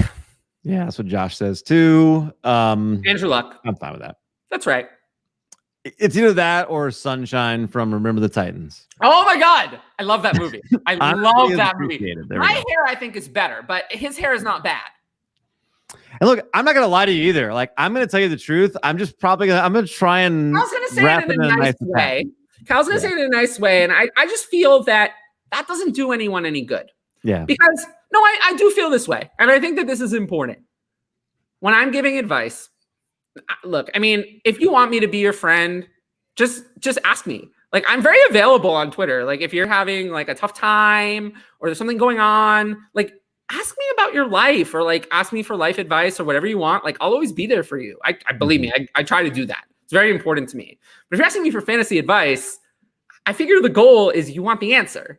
And a lot of equivocation and like maybe, then you don't know what. No, I don't like the maybe stuff either. I'm not saying I'm gonna hedge bets. I'm not gonna do that either. But I also want people to know how strongly I feel about it. Like, do I feel like it's bad? Do I feel like it's very bad? Do I feel like it's good? Do I feel like it's very good? So that way, when I say maybe, I don't know, you know that that's really maybe. And it's not me disguising one of the other two things under the guise of kindness. Like, I want the people to know how I feel about everything. So that's why I'm a little bit more, whatever this is called. That's why you're the best. Dalvin Cook, George Kittle, Matt Stafford, Matt Ryan, Josh Jacobs. Hate it. Hate it again. I hate it. Is it because he went quarterback and third? I hate it. I hate everything about it. Oh, Matt Ryan, everything. Yeah. Everything. Okay. The first two picks are fine. They're about where I would take them. Yeah. Stafford at 304, I'd say is a slight reach, but I'm okay with it. Ryan at 409, terrible. I was at 302. Ryan at 409, terrible for me. He went at 506 in my draft. That was a reach. Yeah. I don't want Ryan at all. He's like my quarterback 20-something this year. No Matt Ryan for me. I don't want him. I don't think the accuracy is going to be there without Julio. I think he's going to be a different kind of player. I think it's going to be a lot more volume, but I think it's going to be an inaccurate mess. So in Scott Fishbowl, no Matt Ryan for me. 409, huge reach. Josh Jacobs, I took him at 603. I liked it. 504, I like it a lot less. I guarantee you he would not have been my choice there. There were probably other players I would have preferred. I dislike Josh Jacobs very strongly. I only took him because he was the last good running back left. But I would rather have guys like Carson or Montgomery relatively easily. Ja Webb, 10-team, 1 QB, Dak, Tyreek, Cup, Chase, Jason. Wait. You have JT Dobbins and Gibson and Tyreek and Kelsey and Cup and Chase and Dak is quarterback. I like this one. I like this team. I think your chances of repeating are pretty good. You got anything good on the bench? Anything good on the bench, and I love your chances. Any depth at all, and I love it. This is a ridiculous team, right? I mean, we have look at these running backs. We have good running backs. We have good wide receiver one, like the wide receiver one this year, the tight end one this year. Yes. I mean, don't you love the chances? Trade Cup. Why trade him? Why? Trade him. Why? In a contender, I'm not trading Cup. Cup is one of those guys. Contender, I'm riding out the rest of his career. Rebuilder, I'm trading. But this team, no, you're trying to repeat as a champion. I'm not trading Cup. Why would you trade him?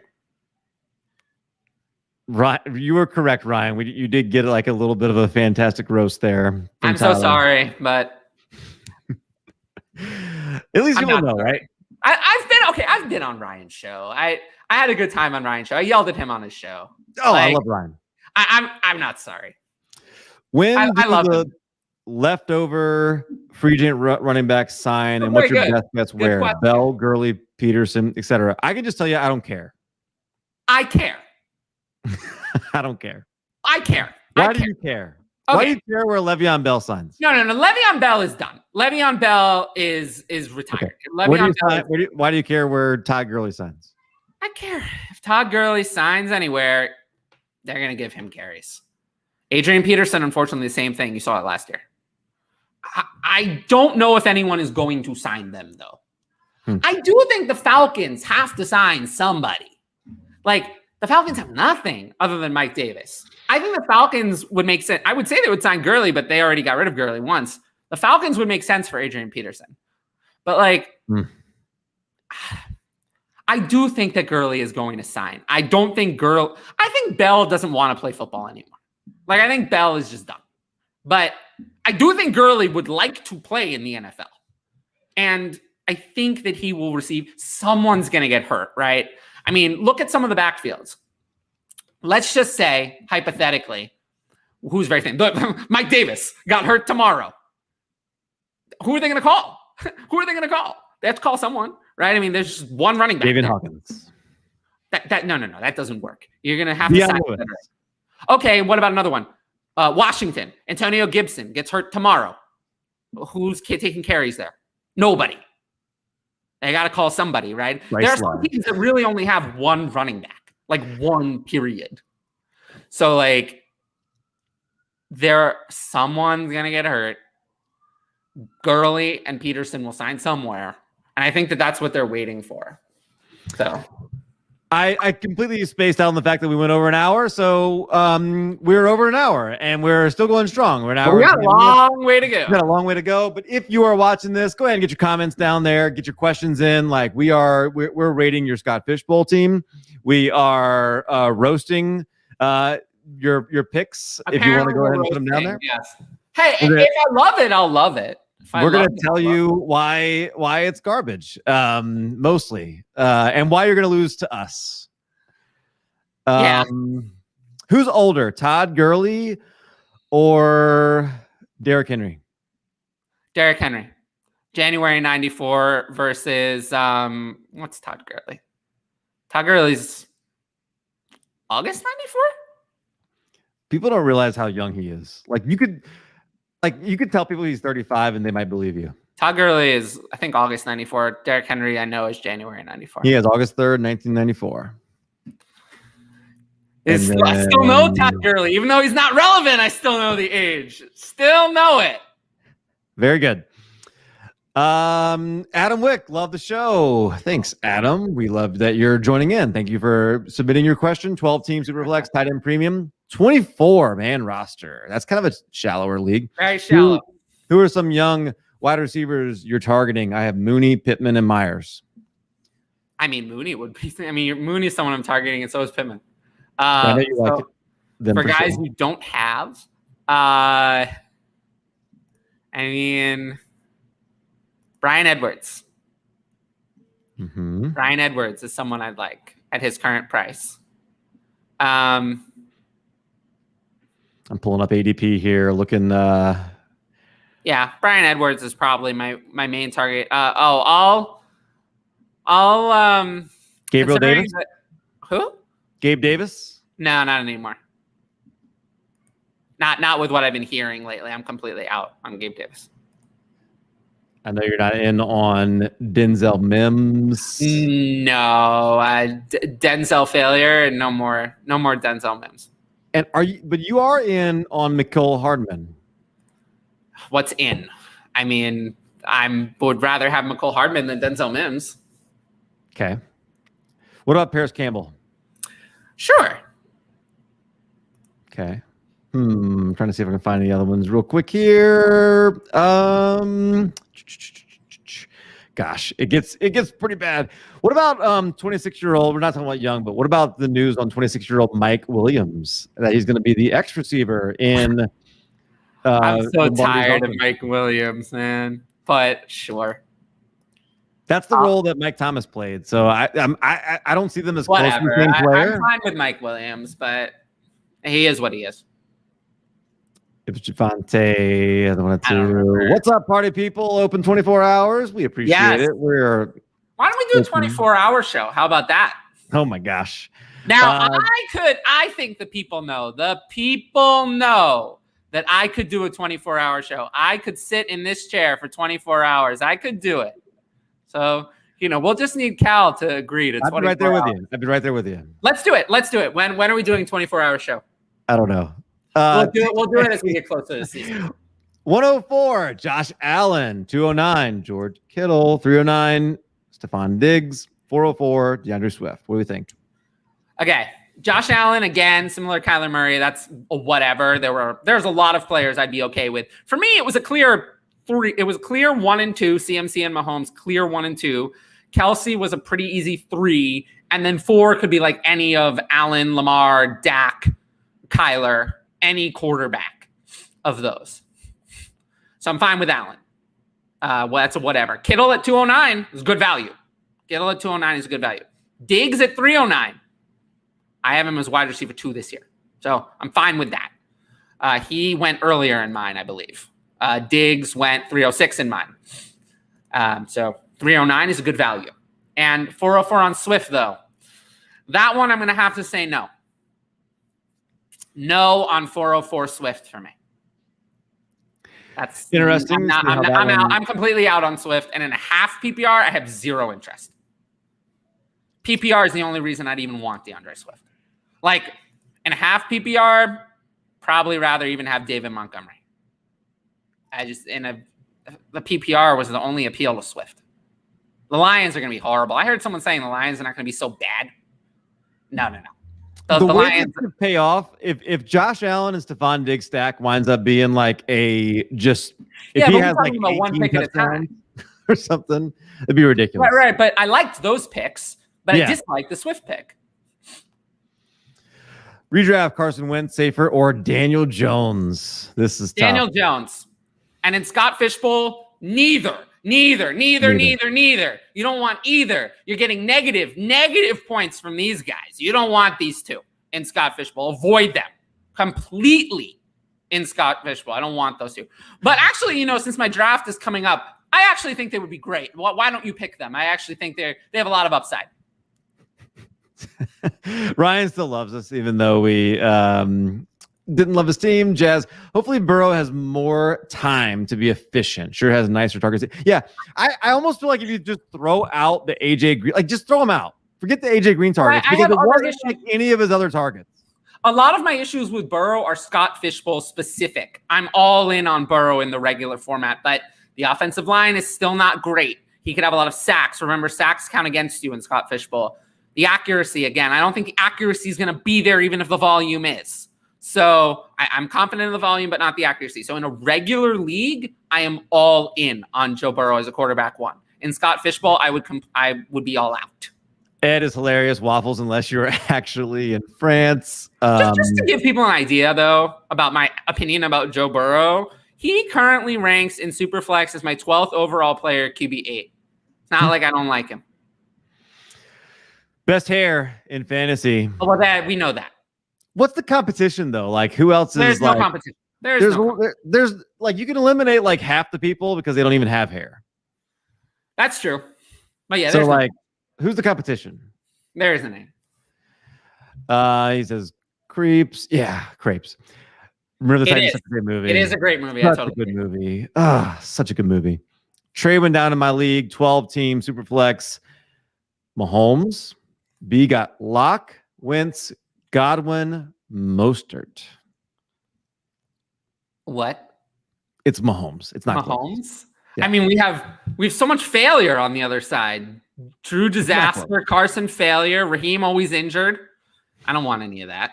So give me Mahomes. Raheem Mostert also way older than people think.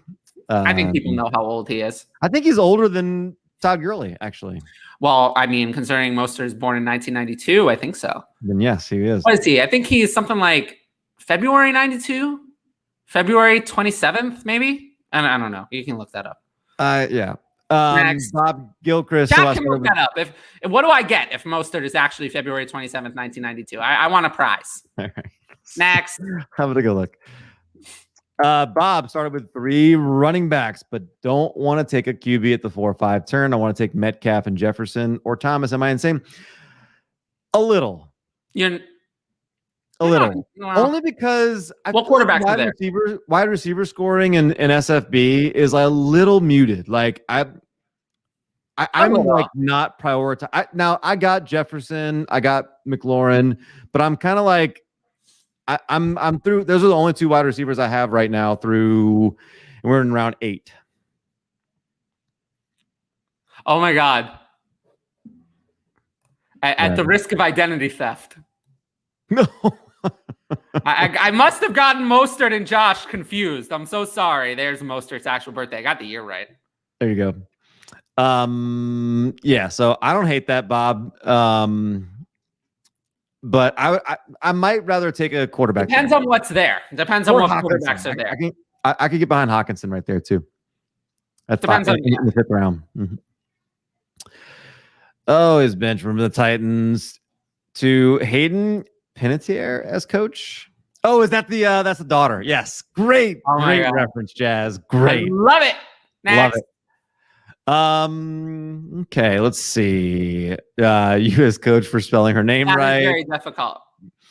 Ed started Julio, Woods, Lockett, Mike Evans. I'm not a fan. No, I don't think this is the players. I think he's asking us to rank. Oh, okay. And I would rank them. If this is what you have on your team, this isn't. I think I know what Ed's team is actually. And I know it's. I was going to say, there's no way you approve. No, I'm pretty sure I know exactly who Ed has on his team. I'm pretty sure he's asking. And you better donate a lot of money to charity if this is your team. Well, he can donate money to charity. I think that would be, a great idea that everyone should do. I was on, Jacob Sanderson's show recently, and I watched that. That was fun. And it was, that's where the court idea came from. Yeah. And we talked a lot about charity on there, so it's something very important. But as for these players, Woods, Julio, Evans, Lockett for me. Woods definitely. Woods is the clear one. Yeah. Yes. Software struggling. I don't know. So okay. Which rookie wide receiver do you think produces the most this year? Who do you like the most for long term? We should just exclude Jamar Chase from this conversation completely because it's Chase and Chase, easily, no contest, zero doubt, nothing else to talk about, right? Yeah. So of the non-Chase wide receivers, I think it's Devonta Smith for both. Josh loves the Bryan Edwards call, and AJ brings up a very good point. Why? Well, he's Bryan Edwards not a failure, Tyler?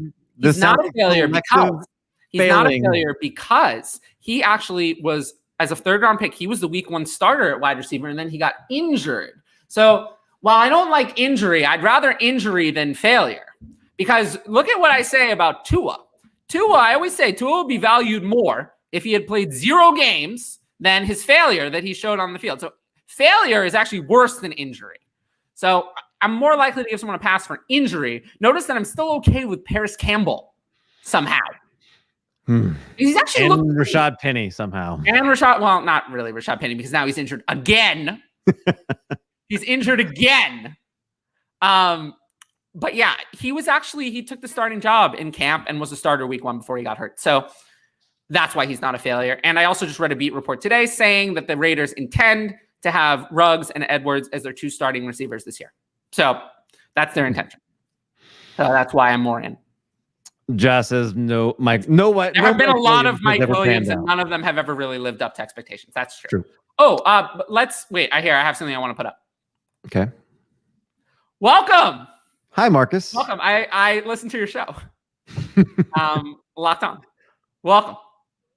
Welcome, Could you confirm which report? I assume he's talking about the Edwards starting this year report.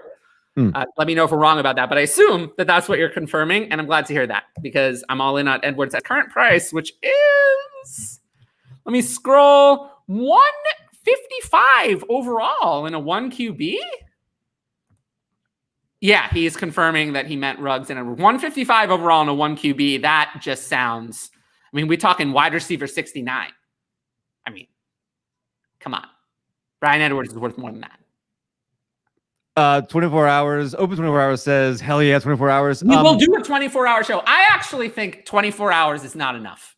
We either need some seriously great sponsors. We need to be raising a lot of money for charity. I'll do it anyway. But I do think that people should donate money to the show. If they donate money to the show, it's more likely to happen.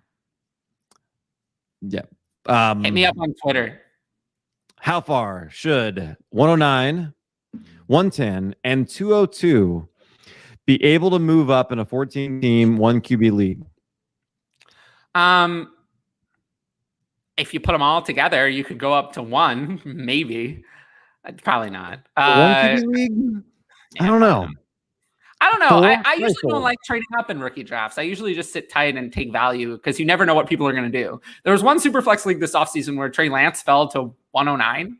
So I usually don't trade up. I usually just wait and hope I get extra value that I wasn't expecting to get. Usually, so I would take his second option of hanging tight, personally. He also has 103, 105, and 107. I'm fine hanging tight though. Like I want all these players, man. Like I want these players. If you're a rebuilding orphan, like this gives you a really good rebuild. Yeah, why are we trading up? We don't want to consolidate in a rebuild. We want to expand. If you're gonna do something like that, like pick up something from next year. A 14 teamer too. Like I'm fine with the depth. So yeah, I'm good. This is a good idea, Jazz. Well, if there's more activity in the chat, the more questions you ask in the chat, the more people are in the chat, the more likely there is to be a 24-hour stream. I can see DeAndre Swift getting a lot of receiving first downs. Doesn't matter. It doesn't matter because the Lions are going to be bad. So they're going to have less first downs as a total team than other teams. I don't want any Swift because the PPR is really what gives him the value. Your competition would be the man bun on PFF. Is it Gabe? Is Gabe on PFF? No, right? I don't know if he's on PFF. Not on PFF. I don't think so. Gabe man bun. No, but Gabe is not on PFF though. No. Who are they talking about at PFF? Who has the man bun at PFF? I don't know. I don't know who that is. I know Gabe. He has it at open bar, but not PFF. Raheem mostly hurt. Yes, that's about right. Mostly hurt. I like that one. I could see how you get me mixed up with Raheem. I'm sure we could. Yeah, you're always injured too, right? Right, Josh? I get CD. I get Raj says I got CD 604. Win or loss. He went 5-12 in mine, and he went ahead of wide receivers I would have taken ahead of him, like Amari and Godwin. CD at 604 seems about right, though. Jamar Chase went at 604 in mine. I'd rather have CD than Jamar Chase. So, yeah, I would say it's maybe a tiny win, but it's fine. Not a big win. I don't know which rebuttal this was, but you apparently had a great rebuttal. I think it was to the Brian Edwards failure discussion. Okay. Superflex, half PPR. Tanya asked, I traded away J.K. Dobbins for Chase and a 2022 first. Chase side. Yeah, I love it. This is good. Oh my God. Oh no. In my someone's listening to me in my SFB chat. They're listening to the show. And they thought that I would have hated their Fields pick. Spoiler, I actually really liked the Fields pick. It's the one pick that's actually happened on the show that I've actually liked. I was really hoping for Fields. Love it. Campbell, like Penny, injured again, 2 strikes. Good question, Todd. Was Ryan Tannehill ever a failure? Can somebody come back from failure-ness? He is an exception. He's an exception of just something that you don't see very often. Someone who's just bad and then suddenly is good. That's very, very rare. I mean, how many people are really like that? Bad for that long and then all of a sudden good for a long period. Name one other example of that many years of bad and then suddenly good. Name one. Right. You can't. So there aren't any. Marcus says Ruggs plus Edwards. Yes. So first of all, if you're not already following Marcus on Twitter, you need to be. Oh, you know what? Here's a late career. Here's an old example of someone who had a career path that's kind of similar to Ryan Tannehill. Rich Gannon. Got rid of Adam Gase. Rich Gannon. All of a sudden became good, like really old. Wasn't really any good beforehand. Like Taysom Hill. No, Taysom Hill was never good. If for no other reason, follow Marcus. Well, he's a good, great follow, but I followed him for a long time.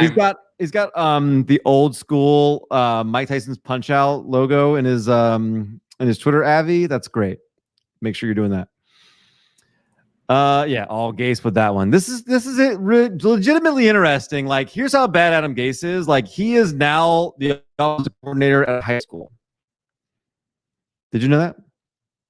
Yes, I did. I saw that he was a high school offensive coordinator. But yeah, no, I mean, Tannehill wasn't that great in this. There were seasons before Gase. He still wasn't that good. That one is just an exception. There are going to be exceptions to every rule.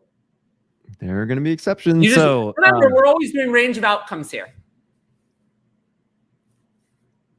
Jess says, I haven't heard any rumors, but there is a chance for backfield work with Jamal Williams leaving town. This must be in reference to A.J. Dillon? Amari Rodgers. Oh. No. Amari Rodgers is a wide receiver. They just paid Aaron Jones, and they drafted A.J. Dillon in the second round. There's no hope for – Amari Rodgers is a wide receiver. I understand that there's some discussion about this, but you don't pay a running back $48 million and then draft another one in the second round to use a wide receiver that you drafted at running back. That's not going to happen. Just forget about that. Those things tend to happen in emergency situations like it did with the Panthers last year with Curtis Samuel. Those are not usually intentions. Mm-hmm. Or Cordero Patterson when David Montgomery went down last year.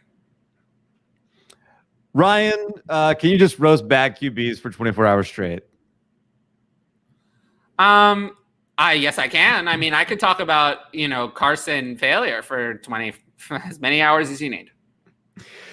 Man Bun Carp says, Adam, P2 Tannehill is a unicorn. Yes, he kind of is. He kind of is, really. For that career path, he kind of is.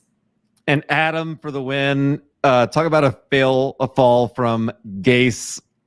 But you spelled Gase wrong. Come on. Yeah, but I think he was joking about it with grace, though. Yeah, that's pretty good. So I don't know what the intention was there. Okay, so we are now at a place where we're going to switch over and we are going to answer some. Did we actually answer all the questions in the chat? Because I feel like we missed. Okay.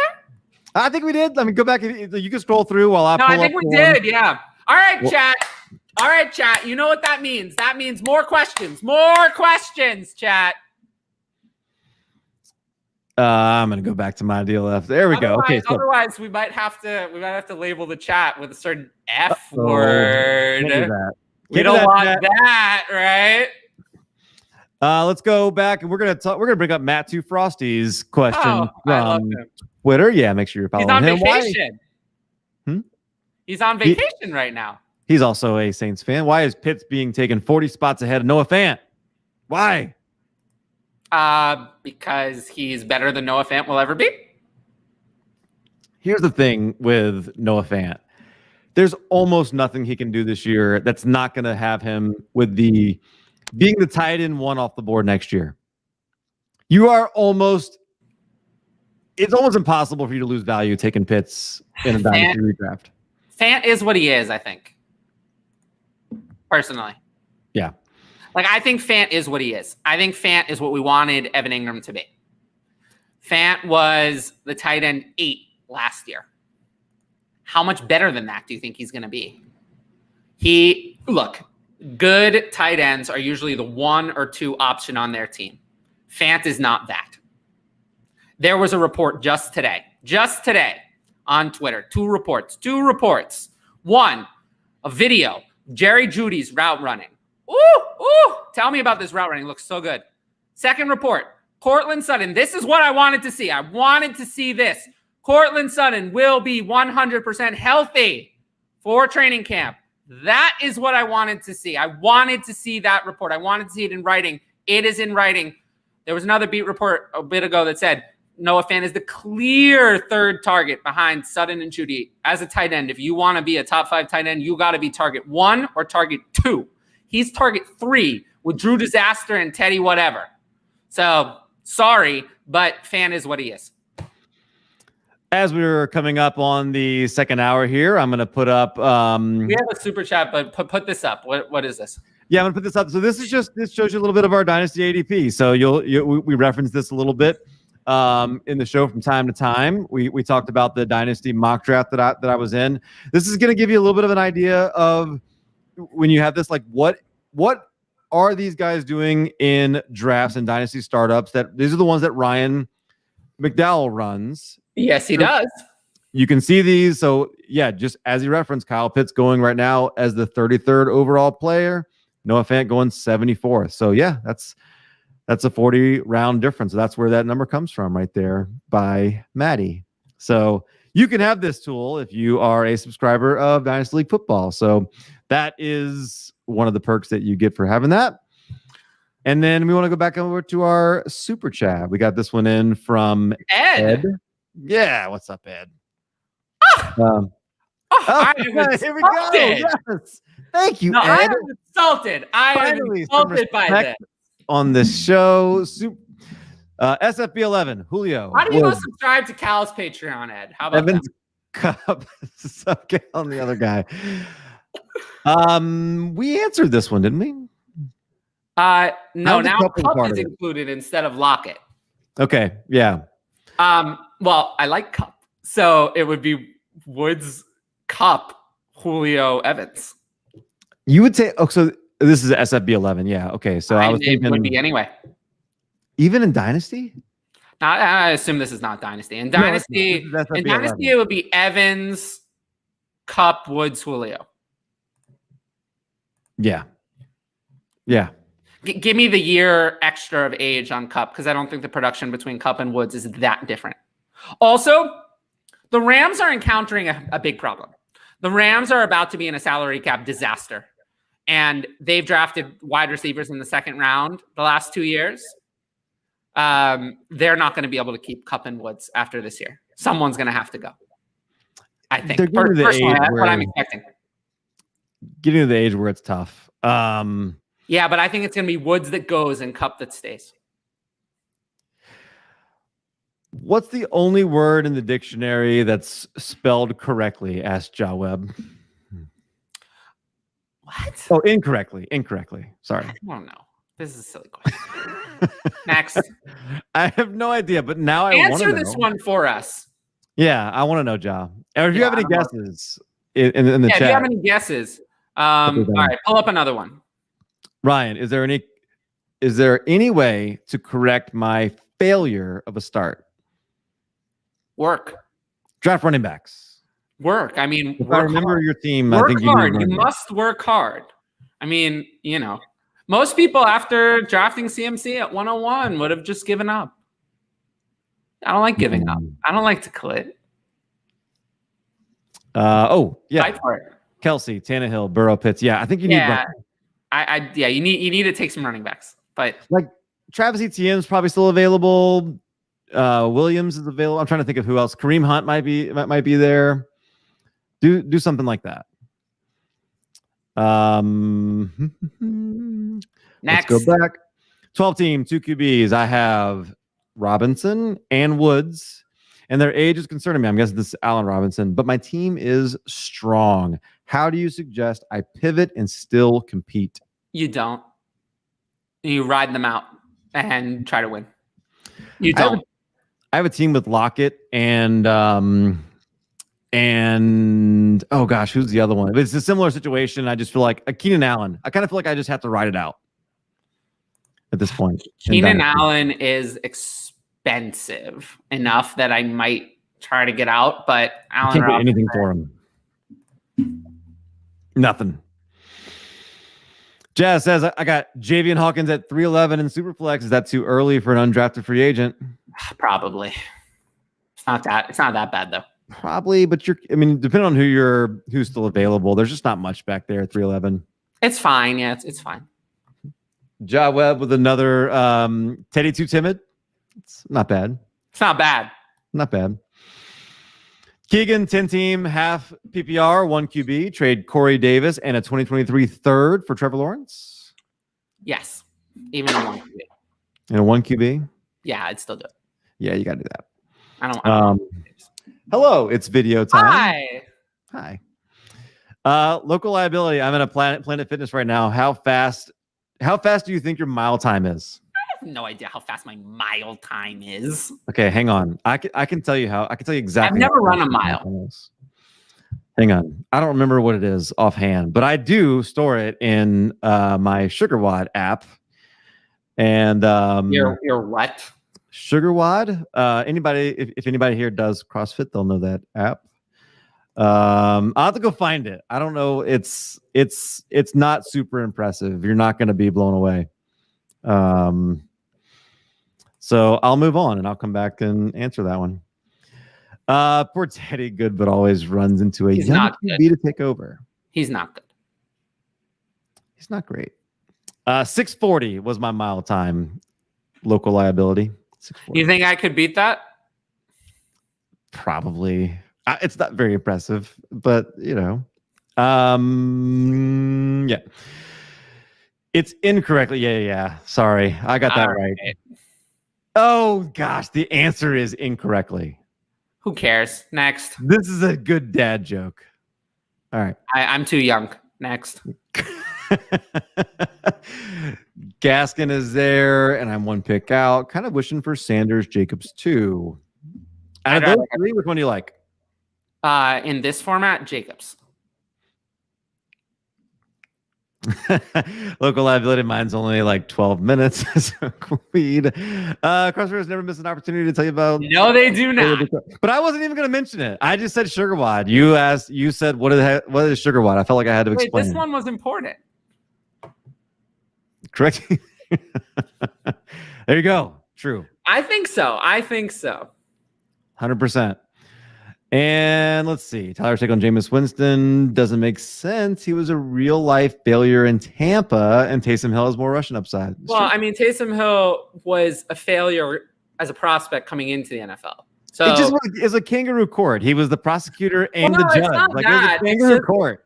That Taysom Hill has always been a failure. I object. He's never succeeded ever. Jameis Winston has at least looked good at times. We are going to jump back over into our Twitter questions. I would like to remind you that if you are watching this, you can ask your comments down. You can either do one of two things. You can either ask a question that you have currently in a Dynasty League that you're doing. You can ask a Scott Fishbowl question. You can post your team, and we will roast you or congratulate you on your team from Scott Fishbowl. Or what else? What else can they do? What else do you want to ask? You can ask about our physical feats, like if we, like you can ask whatever you want, but ask something. At F Whim, do you prefer Jerry Jeudy or T Higgins in PPR Dynasty? From a team building perspective, does your answer change if you have Chase, Burrow, or both? Doesn't change, and Higgins. Yeah, it's Higgins. Although Higgins. I love Jeudy. I like Jeudy, but it's Higgins. But it's Higgins. Good question. Some of these came in from Twitter. That is another place to ask your questions. At Mustaine 3651, who has more dynasty potential moving forward, Darnell Mooney or Gabriel Davis? Darnell Mooney. How about LaVisca or Bateman? Visca. Explain that. He's better. Is he a better prospect than Bateman was? Probably no, right? Visca was a pretty good prospect, actually. He's pretty good, but I don't know that anybody. Visca was a very good prospect. Okay. I mean, Visca's main concern as a prospect was injuries. Mm-hmm. A little bit similar to Rondale Moore. But I mean, Rashad Bateman, he's a first-round pick. That's true, but I'm just going to go with a guy not with Lamar Jackson. So, Visca. Would you take Russell Wilson or Joe Burrow in a startup dynasty superflex? It's easily Joe Burrow. I don't want Burrow. Russell Wilson anymore. Why Joe Burrow over Russell Wilson? Age, upside. And Russell Wilson is one inconsistent season away from dynasty managers never trusting him again. I really do think that. If this season is another one like last year, I think that people are going to be like, Russell Wilson is more like, right now he's valued in ADP like Joe Burrow, young stud. I mean, he's valued way ahead of Fields and Lance. I mean, I think people are going to be like, whereas Ryan Tannehill is available more than 3 rounds later, I think they're going to see like Russell Wilson's more like Ryan Tannehill. Than those guys, more like Matthew Stafford should be valued in that range. So I think I really think that that's what's going to happen to him with another inconsistent season. And I see him having another inconsistent season. So no Russell Wilson for me. I'll take Burrow. Sticking with our Twitter questions, who do you see having a better dynasty career, Jerry Jeudy or Brandon Ayuk? It's tough to career Jerry Jeudy, but I'll still take Brandon Ayuk because I think he's going to score more this year, and that's enough. Very good. I think that Jerry Jeudy is a better player than Brandon Ayuk. I agree, and yeah, I'll take Jerry Jeudy because I feel like they're going to figure the quarterback thing out. I'll still take Brandon Ayuk. Michael Carter or Ramondre Stevenson for dynasty? Michael Carter. It's got to be Michael Carter. Yeah, it's not close. Let's I've go heard back like to zero Ramondre Stevenson buzz. Have you heard anything? I have that they're going to involve him in the passing game, that he could lead to Sony Michel being cut. I have. But Michael Carter, there's been a lot more buzz. Michael Carter's going to be a starter. So Damian Harris is the starter. Ramondre Stevenson is going to be the backup. And I'd like a backup running back. I mean, I'm going to take a backup running back. I would like him at his price, but not compared to Michael Carter. Michael Carter easily. Me neither. Do you think Michael Carter? So of all the options in the backfield, I've heard you talk about this. Like of all the options in the backfield, it's almost like that's the one that we don't know. The rest of them, we kind of know what they are, right? That's correct. Very good. Cam Akers and Clyde Edwards-Helaire, where do you see their values in 3 years? 3 years is a lot to project out. I mean, in 3 years, they're both going to be 25. I mean, they're going to be on the other side of their careers. Like, I think they're both still going to be valued, though. I think they have staying power, both of them. I think they do too. Who will be ranked higher in 2024? Akers. In your ranks, you have Brandon Ayuk and Claypool over Jeudy. Both Ayuk and Claypool had similar rookie seasons, similar to lower draft cap and all questionable quarterbacks. What makes you favor them over? And the rest of this was Jeudy, but I talked about this. I mean, we talked about this with Ayuk, was the production, Ayuk, the versatility as well. I do think Jeudy is a better player, but you know, at some point you got to see the fantasy production, and the quarterback is just not is terrible. So another year of not seeing it, it sucks. Claypool, it's the athleticism, is why I'm taking Claypool over Jeudy. Let's go to that. Yep, we've got a super chat from Colwyn in here. Appreciate you, Colwyn. Thanks for tuning in. Good to see you again. New to Dynasty. I know Kyler and Dak give me advantage in a 2-QB league, but can you explain why? Since I never had the in-season experience. Well, yes, I can, because in a 2-quarterback league, there are not going to be any quarterbacks available on waivers, and trading for one is going to be really hard. Mm-hmm. So you don't have to worry about streaming. You don't have to worry about maybe. You don't have to worry about bad. You have 2 solid stud quarterbacks, and you just plug them in. So you have a huge advantage. Plus, also, you have 2 players that are top 5 assets. So that's why. I love it. Kyler is how old? Kyler Murray. I don't know. 24? 1997? I don't know Kyler's birthday. You don't know his birthday? What? No. He's young enough that I didn't care. Quarterbacks that young, I often don't know because I don't care. You want to guess? August 97, but I really don't know. Okay, I don't know either. And Dak is also not like super old. Dak is 93. Dak is June or July 93. High-end quarterbacks like this are going to have like great value. They're going to be in the league for a long time, and like you can just Russell Wilson is still valued for some reason at the top of like the first or back of the first, early second in 2QB Superflex. This is even 2QB, not even Superflex. Yeah, and Russell Wilson is 5 years older than Dak. Yeah, he's 32. And like 5 years older than 9 years older than Kyler. 9 years older than Kyler. So just imagine it.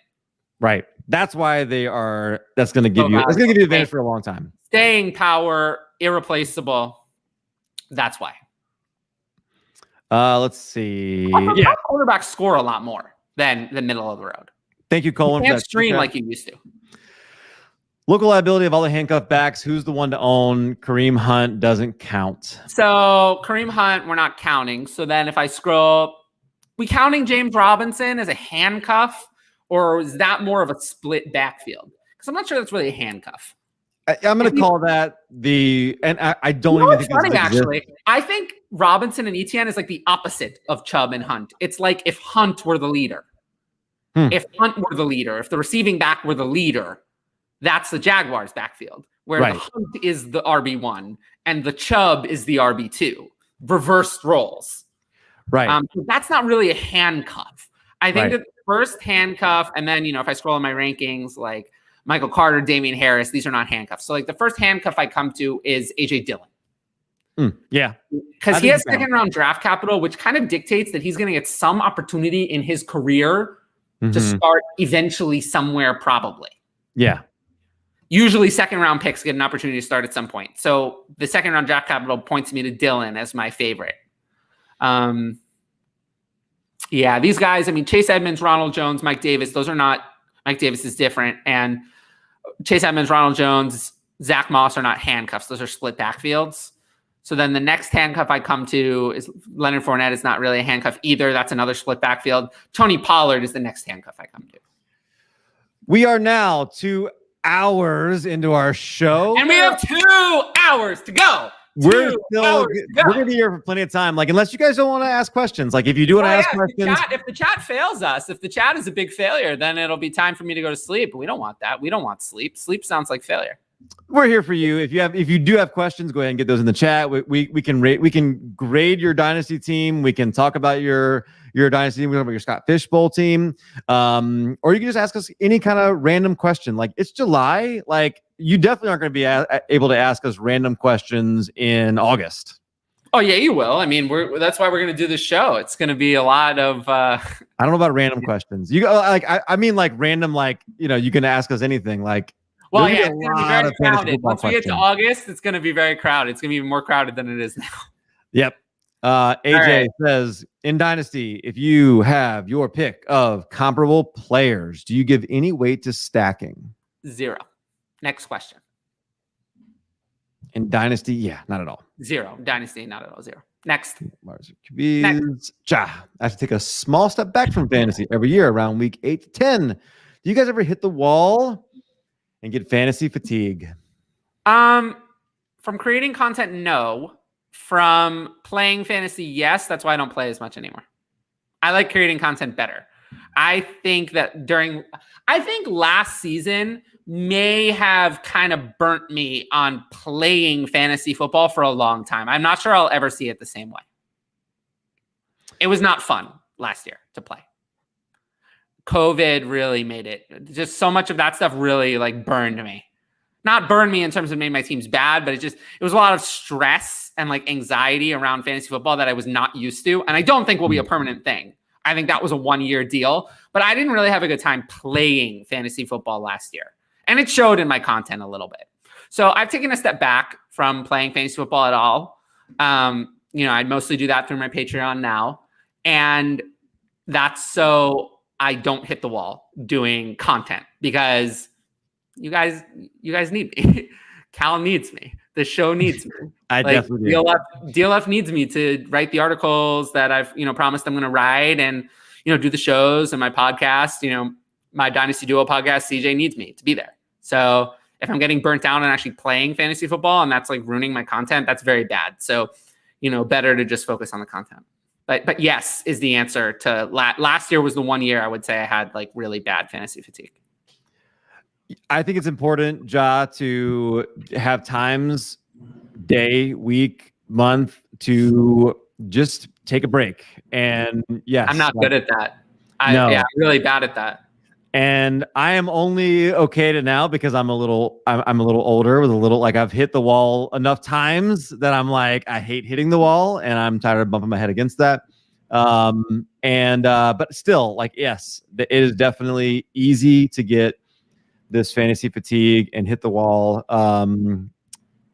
Especially with producing content, it can be really hard. I usually don't burn out on content. Like the combination of both. I tell you, I will prioritize the content over me too, my leagues. And so like, if I am hitting that wall, like I'll hit the content, but then I'll back off on like doing things that I probably should be doing in my leagues. Yeah. Is J-Rob an RB3 this season? Asked. Yes, he's an Tony. RB3. No, I'm not trading him for a 22-second. Yeah, probably not. Brett, just tuning in. When do you think Trey Lance starts? Man, this is so brutal. Thank you for tuning in, Brett. I think it could be not at all. Like, I think that this is something that has a very wide range of outcomes. Now, I'm willing to wait for Trey Lance. I'm willing to wait for that rushing upside. I'm willing to wait for that Kyler Murray upside. I'm waiting for that. But you might be waiting a long time. Because unlike Andy Dalton, Jimmy Garoppolo is competent when healthy. And competent, I think, is an understatement. I mean, Jimmy Garoppolo is good, even if he's not good for fantasy because he doesn't run. He's actually fine as an NFL quarterback. You saw in the one season he played, like, was healthy the full year. He was good. He was really good. So I think that Trey Lance will not replace a healthy, performing Jimmy Garoppolo. This is maybe my favorite comment we've had. This is Shane's son. It's Is it? Do you guys know my dad, Shane? So is it his son? Do we know that? This is a really funny story. The super chats that we do started with Shane's son on a show that me, Tyler, and Shane were doing. It was hilarious. I need to go back and clip that at some point because I'd love to share that. But none of us had any idea what was happening. None of us knew anything about the super chats. And it was hilarious. So, yes. Yeah, we didn't know what a super chat was, and it was funny. It was.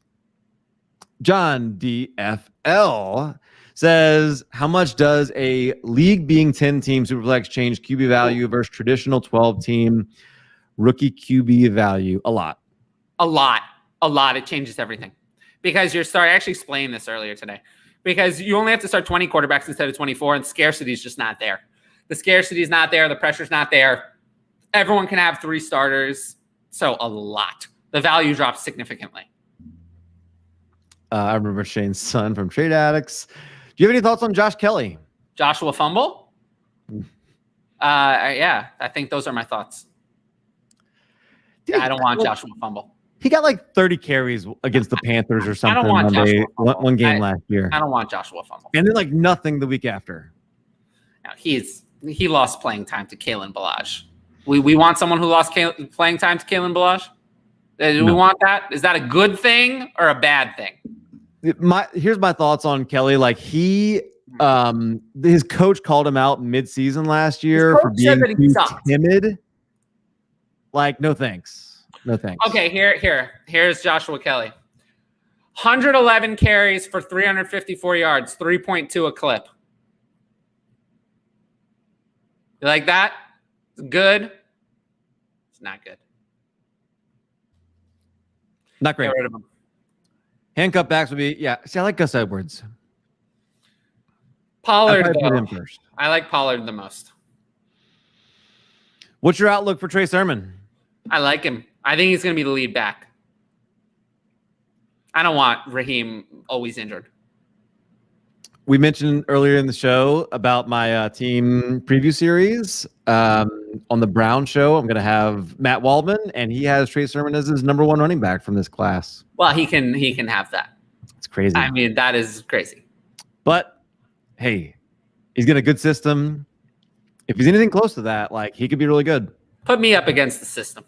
I like Trey Sermon. I'll take the system on. Gus the Bus. I love it. Yes, we do know your dad. We do know your dad, Shane. Everyone knows Shane is the best. That's not what he says. Sleep is the cousin of Shane's failure. Twitter name is Shane is the worst, in case anyone was wondering. At Shane is the worst if you want to follow him, which I suggest doing. But he's the best. Oh, that's true. But I do suggest following him. Sleep is the cousin of failure. I don't know about this. You need sleep.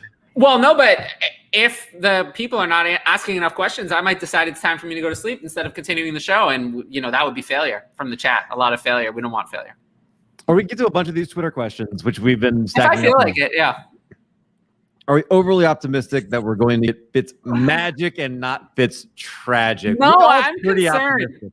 I'm concerned. I have concerns. I am worried about that. I'm not going to lie. I am worried. Yeah. How worried though? Because if you're worried, like maybe you're too high on Terry McLaurin.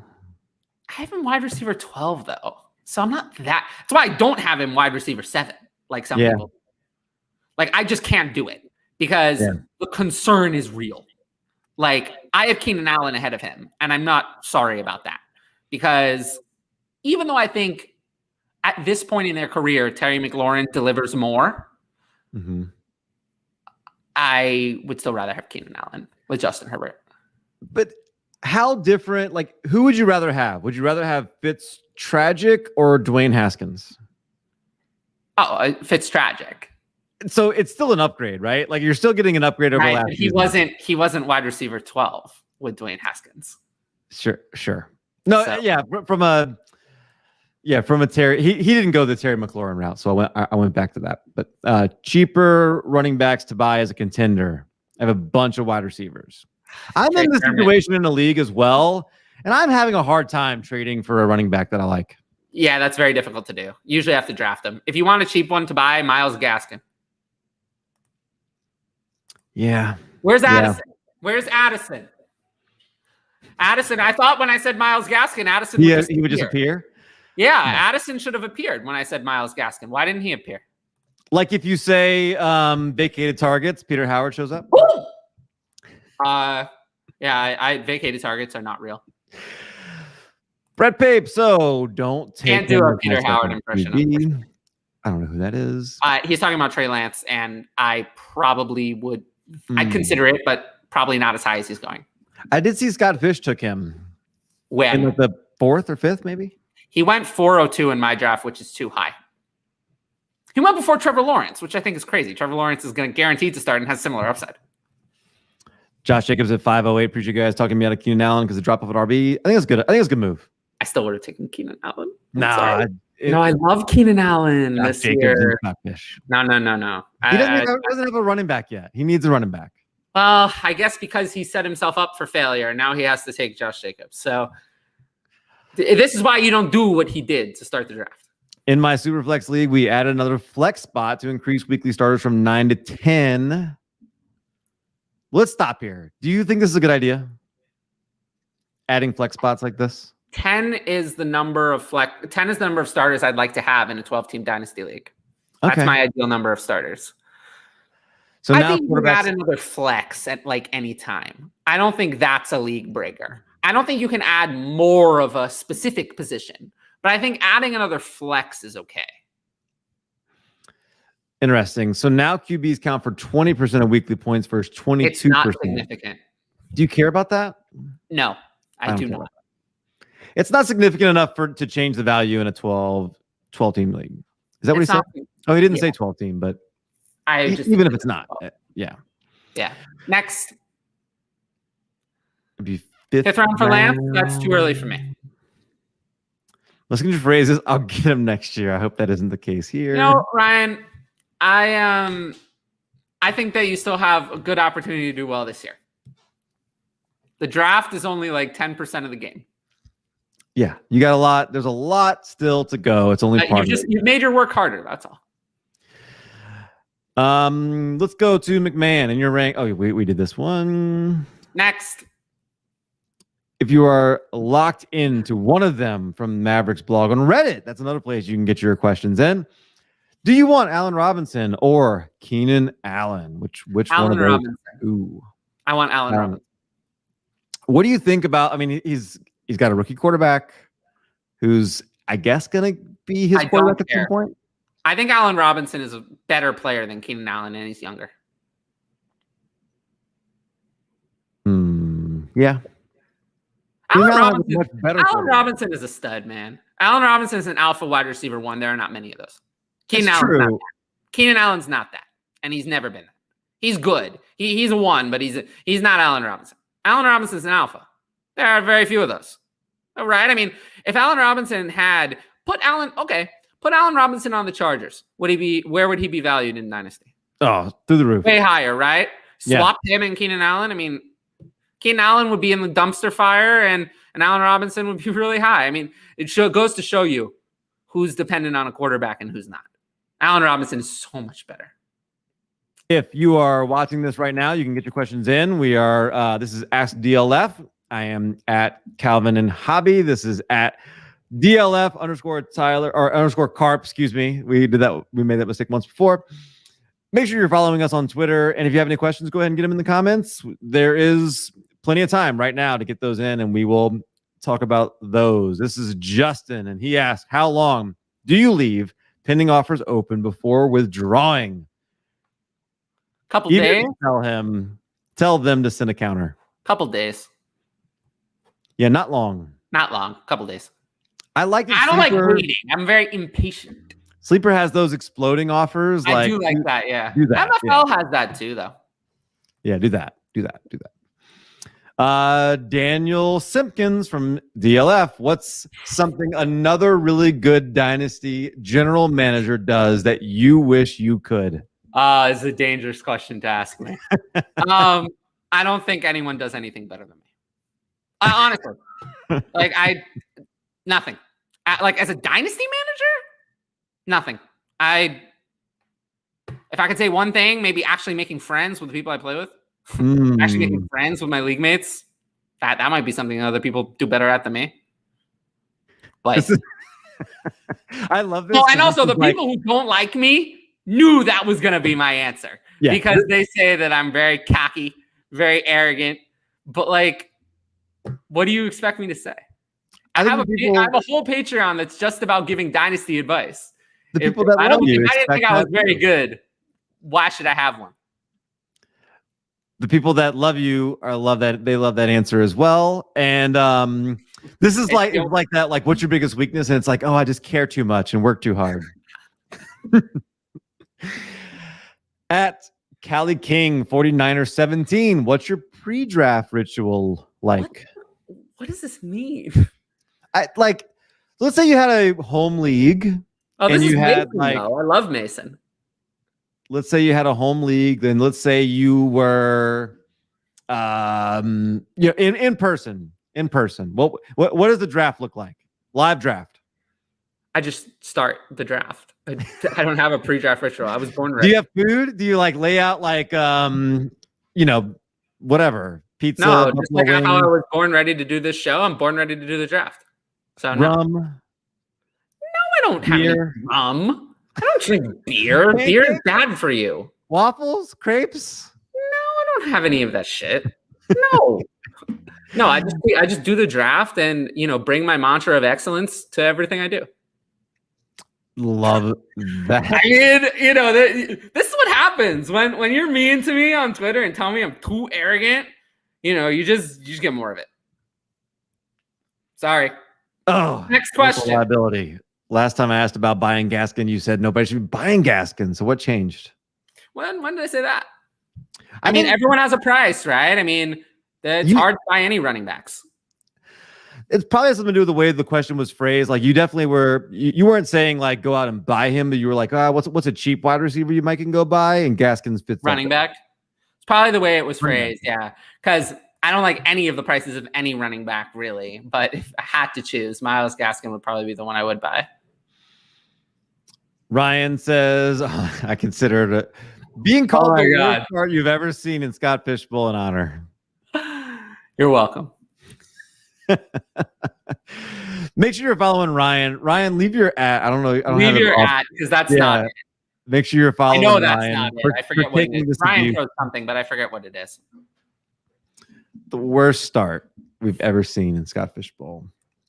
Adam, how much does it cost to go from Josh Allen to Mahomes in Superflex? A lot. I mean, it costs a first. Probably, right? Yeah. Doesn't it? Don't you think? Yeah. I don't. If I have Josh Allen, I don't know why I'm not paying it, but that's what it costs. Yeah. I'm just not doing that. I'm just not doing that deal. I'm probably not doing that either. Okay. No pre-draft ritual, like you said. Oh, yeah. Here we go. Sorry. Go ahead. Put it back up. Yep. At Ryan Pros _FF. Make sure you're following Ryan. Maybe not for Scott Fishbowl advice, but make sure you're following Ryan. Oh, my God. I'm kidding, Ryan. We love you. Super late here, but what player in Dynasty do you have the most shares of? This is K Shay 001. I'm a bad person to ask this. Where's Everybody Scott can answer this for me. Taysom Hill. Yeah, that's an easy one for me. Where's Scott Connor when we need him? This is easy. If you had 25 Dynasty teams, who would be your most owned player? My most? I mean, who am I the highest on versus ADP right now? Might be, oh my God. I can't believe that this is actually the case, but that's what it kind of looks like. Might be Bryan Edwards. Given my rank versus ADP, that looks like what it might be. Here you go. Pre-draft ritual from an article that somebody read at DLF. Yes, I did write this article, but if you're waiting to do that, in the 10 minutes before you're starting the draft, you've already lost. You should have been doing that preparation days in advance. Very good. This is from the DLF forum. Another way that you can get your question. Another way, yeah. How do you see the Bengals wide receiver this year and beyond? Or what does Chase being added to the team? We talked about this. Higgins and Boyd this year and next year. Where do you rank? We talked about it. We talked about it. I mean, I have Chase in Dynasty wide receiver 8. Higgins at, where do I have Higgins? 17. Boyd is way down there. So I basically see Chase and Higgins pushing Boyd to irrelevance.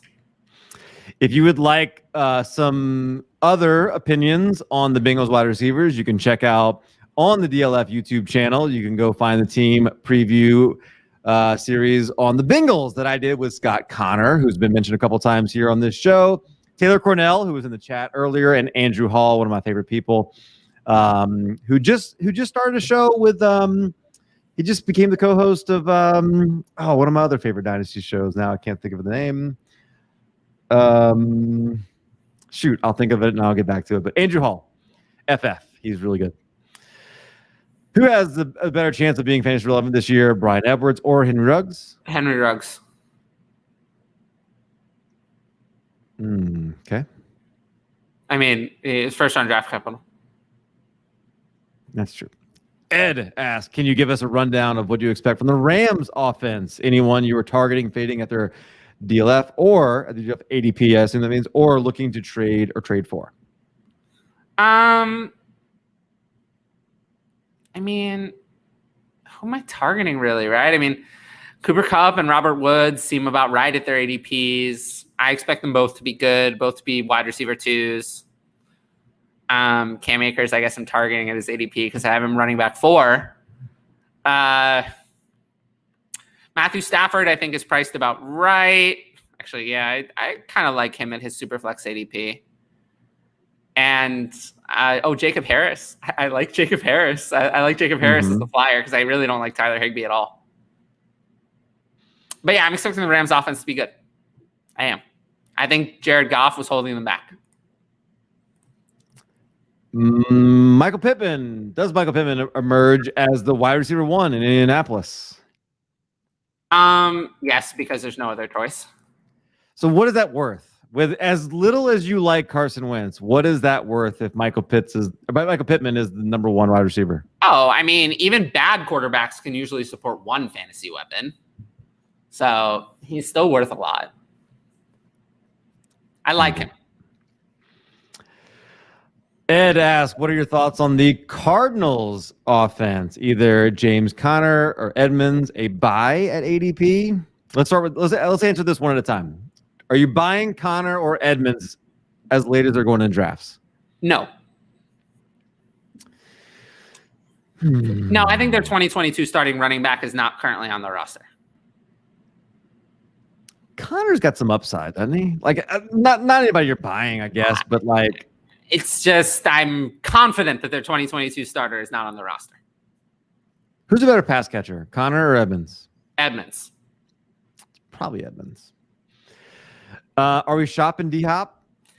Yes, because this is your last chance. He turns 30 next year. So if you're not a really strong contender, yes, it's get out now or take the rest of his career. How long? If you want to get out, now's your last chance. It might even be too late. I think it is too late. Yeah. But he's still like wide receiver 9. So that's still worth a lot. So if you're going to get out, it's now. If not, you're done. Take the rest of his career. So you got, now's your choice. Correct. And how long before Rondale Moore makes Christian Kirk a distant memory? Week 1. Next. Week 1. Yes, week 1. Next question. Wow. Okay. FSN Edward, which rookie do you prefer out of Trask, Mond, and Book? None of them. But give me Trask. Jacob Harris. Where's Spencer at? Yeah, where is Spencer? Where is Spencer? So what is he doing? That's so important. You got to miss important. This. If I have to choose one of these, it's probably Mond. I don't want any of them, but Trask or Mond are similar. 105 in a Superflex rookie dynasty draft set at quarterback and wide receiver. Have Darren Waller, but thinking of taking Kyle Pitts anyway, knowing I can probably trade Waller for a first after this year. Smart or not? It's fine. How much do you consider your current roster when you're drafting? Not at all. Draft for value, trade for need. That is the most important thing to take away here. So I want to see more questions from the chat. The chat chat has been quiet. Let's go, chat. Here we go, Brett. Thank you, Brett. Thank you for asking your question. Anybody else who's watching this, make sure you get your question in there. Also, while we're here and you guys are going ahead and getting your questions in, I just want to remind you to just check below. Make sure you're subscribed to the Dynasty League Football channel here on YouTube. Make sure you're doing that. Make sure you can put your notifications on. You'll never miss things that we put out. We're here every single Tuesday at 8:30 p.m. Eastern. Make sure that you are setting your calendars and make sure that you know that we are going live. Hit the like button or the thumbs up and leave a comment. That really does help us out. What do you think? Jacob Harris and Nico Collins or Kadarius Toney? Give me Harris and Collins. I do like Collins a lot. So give me the 2 shots instead of the 1. Close though. Yeah, I think I'm good at that, but I do think Toney could be better than people think. So do I. I'm high on Toney, but I'm higher on Toney than consensus, but I'm even higher on Collins compared to consensus than I am on Toney. Dustin Ross, which prominent rookies say first or second round rookie drafts are the most set up for success, and which ones are set up for failure? Well, a lot of them are set up for success. I think Rashad Bateman is the most set up for failure. I think he's the one who landed in the worst situation. In terms of who landed in the best, probably Trey Sermon, given what his value was before rookie drafts, before the NFL draft. He was probably the one who landed in the best spot, most set up for success compared to the average landing spot. So when he says first, second round, I guess he means, first, second round in rookie prominent draft. Yeah, he's talking about prominent players who landed in a good spot with a good chance of success and who was a big failure. Javonte Williams. But okay, but did Javonte Williams really land in the best? Is this like a woo, yay, best ever? I mean, the team that we would be a lot happier if the team that traded the pick away was the one who took him, not the one who actually did, right? I mean, wouldn't you much rather that he gone to Atlanta than Denver? And then he would have had an immediate path to being the workhorse. Because I think that Melvin Gordon actually had more gas in the tank left than Mike Davis. Significantly more. Mike Davis is nothing. Melvin Gordon was a star player for years. So, if he had gone to Atlanta, Javonte Williams would have pushed Mike Davis to the immediate backup, immediate nothing. Okay. Cal is taking a break. So that means that the chat will need to entertain me. So chat, let's see. We need more questions from the chat. If we don't get more questions from the chat, I'm going to have to start talking about my hair and my personal life. We don't want that, right? We don't want to hear about that. So we need more fantasy questions from the chat. Ryan asks if he is the running joke. You can be the running joke if you want, Ryan. I'll consider it. Let's see. Value only. Yes. When you're making trades, you should focus on value. Focus on value and don't worry about positional need. Okay. From Dylan. What's the lowest player you'd trade 2 2022 firsts for in a 12-team Superflex? We've had many versions of this question. I did say that I would give 2 2022 firsts for Najee Harris. Next on my value list, Russell Wilson. I would give 2 2022 firsts for Russell Wilson, still a quarterback. Next after that, DeAndre Swift, and that's probably a no for me. Probably a no. So that's the line right there, is DeAndre Swift is the first player I won't, which means actually Russell Wilson is the last player who I will. If you want a running back or wide receiver, it's Najee Harris is the last player that I would give 2 2022 firsts for. Next question. Over under on games before CMC injury. I'm not predicting a CMC injury. So who knows? Whatever it is. I'm not giving an over under on injuries for CMC. Oh, we have some picks in my SFB division. You want to hear me criticize them? Let's hear it. Okay, so Adam Thielen just went at the 706. At the 707, we have Cooper Kupp. Cooper Kupp at 707. What do you think about that? Who else is there? Well, I don't want to mention that, but Cooper Kupp was the who would you have taken? Not Cooper Kupp, but it's a better pick than the next pick. Oh, okay. Cooper Kupp, I think, was a fine selection. Oh, and the person who picked Justin Fields said that she thought that I would savage her pick because she went QB3, passing up on another position. I didn't do that because I like Justin Fields as an upside. But again, she picked 2 quarterbacks early, and that ruins her value shot with Justin Fields. If she had picked, if Justin Fields were her QB2 and she had another stud running back, I would like the Justin Fields pick more. But on the value, I like Justin Fields. But anyway, the next pick was Tua Tagovailoa, 708. Big mistake. Big mistake. Terrible choice. I hate it. Sorry. Whoever picked. I am sorry that I do not like Tua Tagovailoa there. I don't like. Fully disagree with you on this. Why? Why do you disagree? There's a quarterback on the board that I like a lot more. And we might hear about it if it gets to me. Oh, okay. Well, yeah, I don't know who else is there. So it's hard for me to, I guess, say. I like the Kupp pick, but yeah, the Tua pick, just given who's there. Here, I'll list them in some. I'll list them in an order. What does the rest of the person's team look like? Tua is their QB2, so I'm fine with that. Yeah, but not who I would have picked. There were other players I would have liked better. Okay, specifically, which one would you have liked? Carson Wentz. I would pick Carson Wentz above Tua. I don't want Tua. We're going to go to the super chat. We're going to come back to your draft. Hopefully, you'll get the chance to make a pick. AJ McMahon with a super chat. Thank you, AJ. We really appreciate that. In Superflex startups, besides draft for value, what is roster build strategy you have both enjoyed? This is a good question. I like drafting for value. Oh, no. I can't answer that to the question. Oh, no. Where's my buzzer? Come on, give me the buzzer. Where's give the game show? You don't have that? We don't have a soundboard? Yeah, I need something where I can do. Soundboard? I need a soundboard. I want a soundboard. But no. So a roster build strategy, I like taking young players, productive struggle, loading up on future firsts. Yeah, so if I'm thinking about roster build, I was actually talking about this with Steven Johnson, that's at Steven Roto, and Tara, that's at Tara Time. Both good follows on Twitter today. I think you got to think about it in terms of like there's a difference between drafting for production and drafting for dynasty value.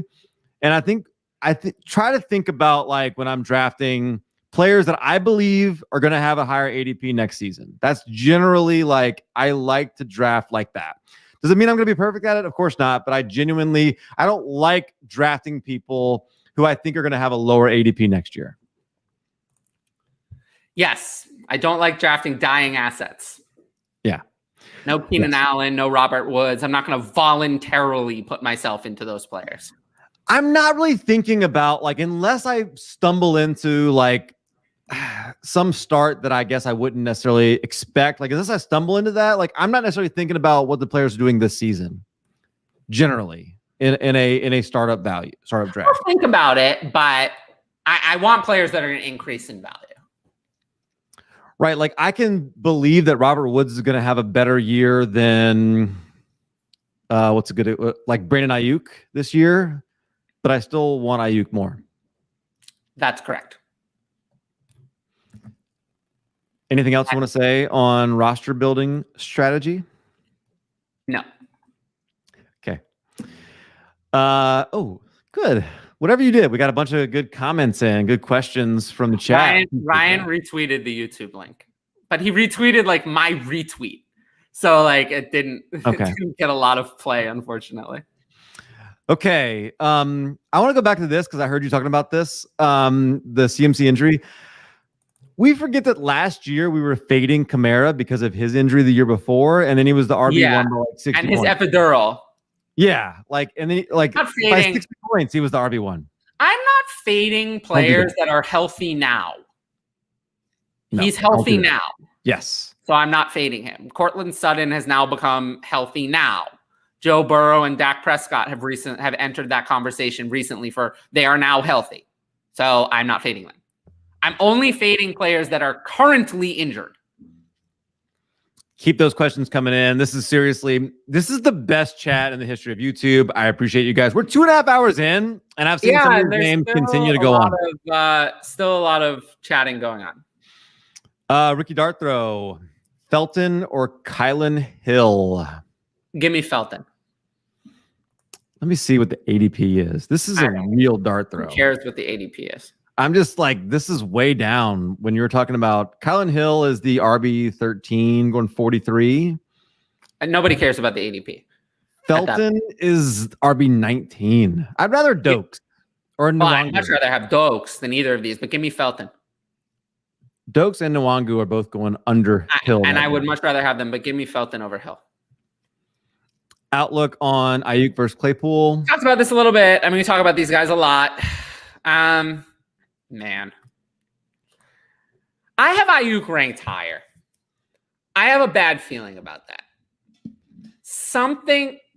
It's really like with Ayuk, do I trust the production as a rookie, which was there, and the draft capital, everything, or does I just go with the athleticism and my gut, which tells me I should take Claypool?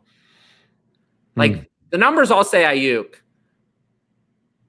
but I've chosen to go with the numbers over my gut this time. I usually go with my gut, but I've gone with the numbers and chosen Ayuk. I've debated this for a long time. It's very, very close. I have them back-to-back, both among wide receivers and in my rankings. They're literally dead back-to-back.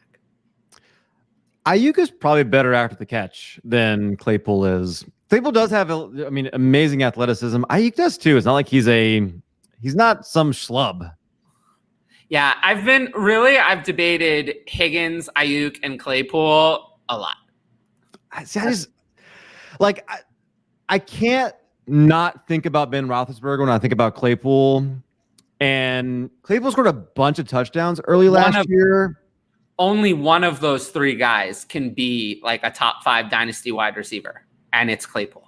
The other two can't. There never will be. I just think Rodgers. It's going to be hard for Ayuk. It's going to be hard for either Ayuk or Higgins to ever be top 10, let alone top 5. I mean, Higgins is permanently the wide receiver 2 on his own team, I would say.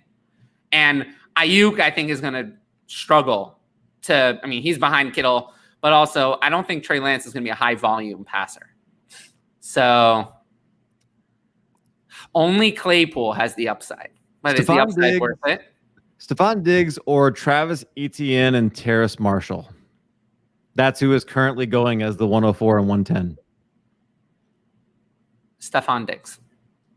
It's Stephon Diggs for sure. Stephon Diggs. Even if that second pick is like Elijah Moore or somebody like that, like still. Ooh, that would be more tempting. If it were Elijah Moore and Travis Etienne, I would. That's almost dead even to me. But if it's Terrace Marshall, then 10 team, I think you're gonna have a hard time ever putting Elijah Moore in your lineup. You want studs in a 10 I team. love Elijah Moore too, it. but like 10 team league. I get it. Yeah, no, I get it. But all right. Oh, did I convince you? Did I convince you of something? No, I mean I'm sticking with Stephon Diggs like I said originally. Yeah, okay. You're right. Seth Williams or Sage Surratt? Neither, but Seth Williams if you had to pick. If you have to, it's Seth Williams, but I don't He's know. irrelevant though. Yeah, I don't like any of them. See regression coming for Cup. I don't know. Regression, I think he means positive regression though, because Cup had the touchdowns all the other years, whereas last year they went to Woods. So I think he's talking positive TD regression here. I like Cup. I think that I don't even. Oh, we were talking about Cup in SFB, and yeah. I was fine with that pick. It wasn't. There was one other wide receiver I would have preferred. It was my second choice. Cup was someone I was looking at my pick if quarterbacks that I wanted didn't come to me. But given the picks that there's only one pick left. A quarterback I want is going to come to me and I'll probably take them. Does Tua have league winning upside? And Ed is saying not really. Absolutely what do you not. think? Absolutely not. And it's not who I would have picked. Okay. Let me ask you a question. If we had not seen Tua play last year, would the answer to this question be yes? I said this earlier. But we did see Tua play. Okay, but we probably shouldn't have. Whose fault is that though? He looked bad. Like that's a good attitude. You want somebody that wants to be out in the field. And it's he like looked bad doing it. Jalen Waddle wanting to get out there on the field was great for him. He looked bad, man. He looked bad. Doesn't run anymore. If we had doesn't run anymore. I think we like he would be going so much higher. Playing hurt last year really hurt his dynasty value. It hurt his dynasty value. It didn't hurt his redraft value. He'd still be going low because it would be a complete unknown. Yeah, it'd be an unknown, but I mean, he's going like after a bunch of rookie quarterbacks right now in redraft. I am fine with that. What about Jake Funk? Are you really deep league? Sure. Otherwise, no. I don't really believe in Darrell Henderson, so I don't mind him. Explain dope. Explain. What do you mean? Explain him like I'm 5. He has a chance at the backup job as a 7th round pick. What more do you want at that point? Hey, I think this is a case where Jared Dokes. The reason why people are interested in him is because Myles Gaskin came out of nowhere last year. I don't think that's it. I think that's not it. I think it's that he has a path to being the 2. If you look at the stashes after him, like the reason why we like Javian Hawkins and Jared Dokes is because they have a path to being backups right away. Mm-hmm. Like if you look at the next one, like Kene Nwangu, he's the 3 right now. Like the clear 3.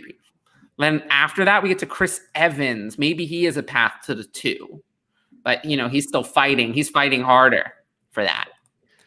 And Mixon is much more of a threat than Gaskin. And then, you get Khalil Herbert is the clear 3. Jarrett Patterson is the clear 3 right now. And then you get to Felton and Hill, who are like obvious 3s behind like 2 good players. So Dokes has a chance at being the backup, which means a chance at playing time, which is why I want him. It has nothing to do with Dokes as a player at all. Nothing. If you put Kylan Hill in Dokes' spot, I would like Kylan Hill as much or more. It's nothing to do with Dokes as a player. He's almost certainly not going to be a thing. Oh, I have great news. I'm on the clock. Are you on the clock? I am. Oh my God, I love it. Zach Wilson went right before me. Good. Not who I wanted at all. Hit me one more time with your pick. Well, I mean, do you want to hear? I want to hear what you would do. Okay.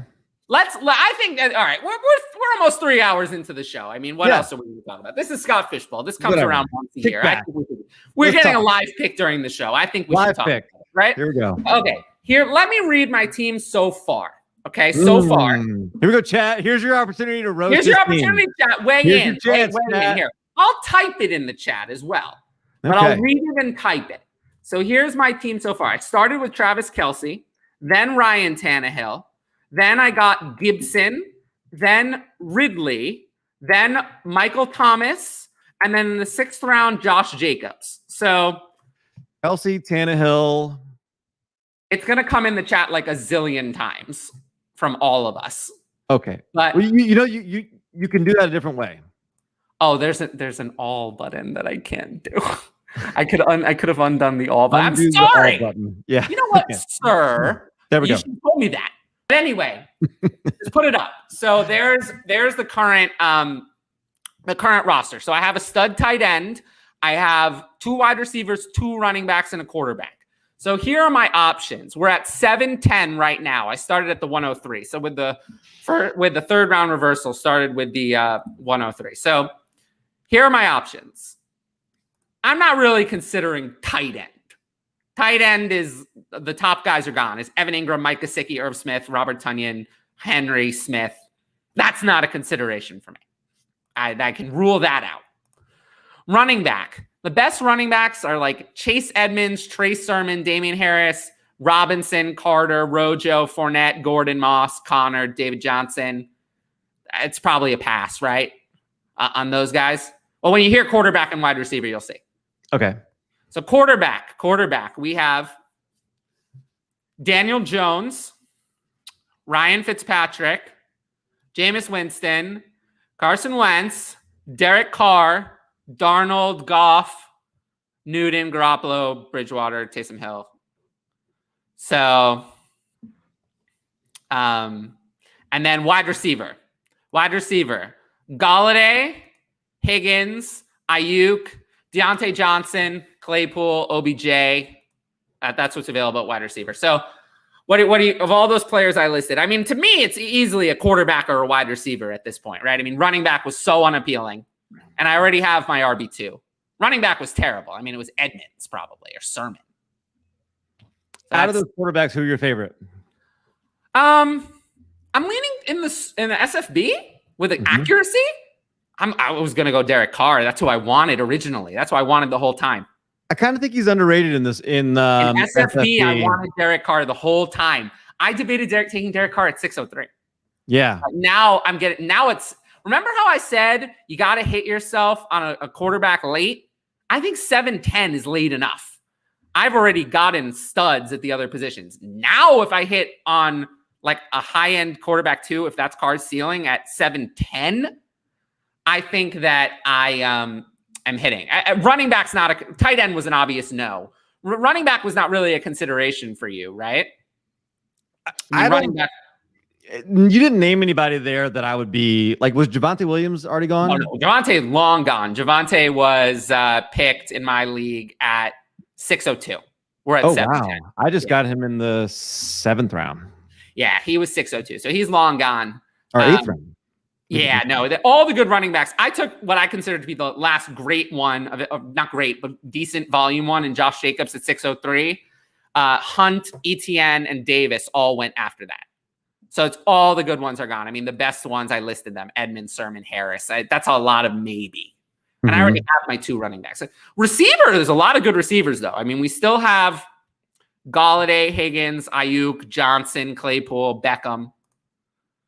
I only have 2 receivers. So it really, I want to fill out the starting lineup, right?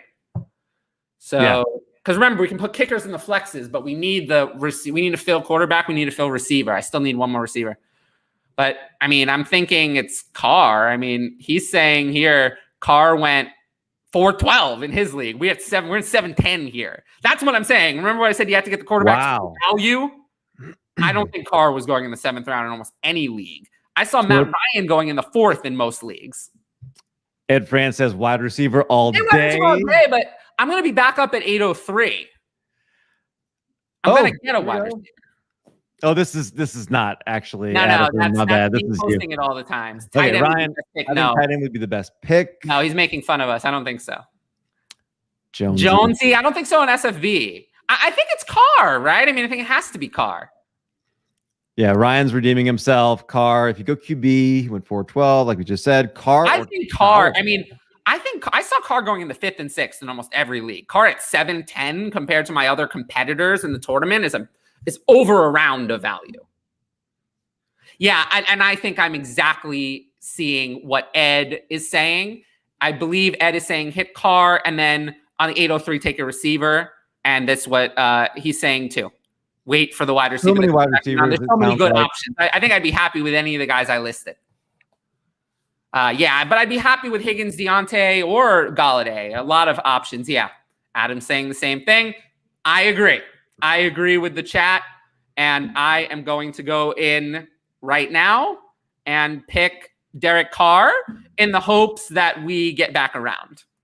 Because, you know, it's 7-10, so it's a short turn, so it's possible that we get back around. And I love Derek Carr here. Yeah, this is a really good spot for Derek Carr. Let me see if I don't think he's available in mine. I'm pretty sure he already went. Where did he go in yours? Let's see. I am in the 8th round. Let me just check to see, make sure he's already gone. He is already gone. He went. Let's see. Derek Carr. Oh, we're scrolling back. Did we scroll too far back? Wow. Where did he go? This is probably really fascinating. I don't see him. He's here somewhere because I just saw he's not available. So he's definitely here. Where'd he go? Can we find that out? Hang on, I'm looking. Can we find that out somehow?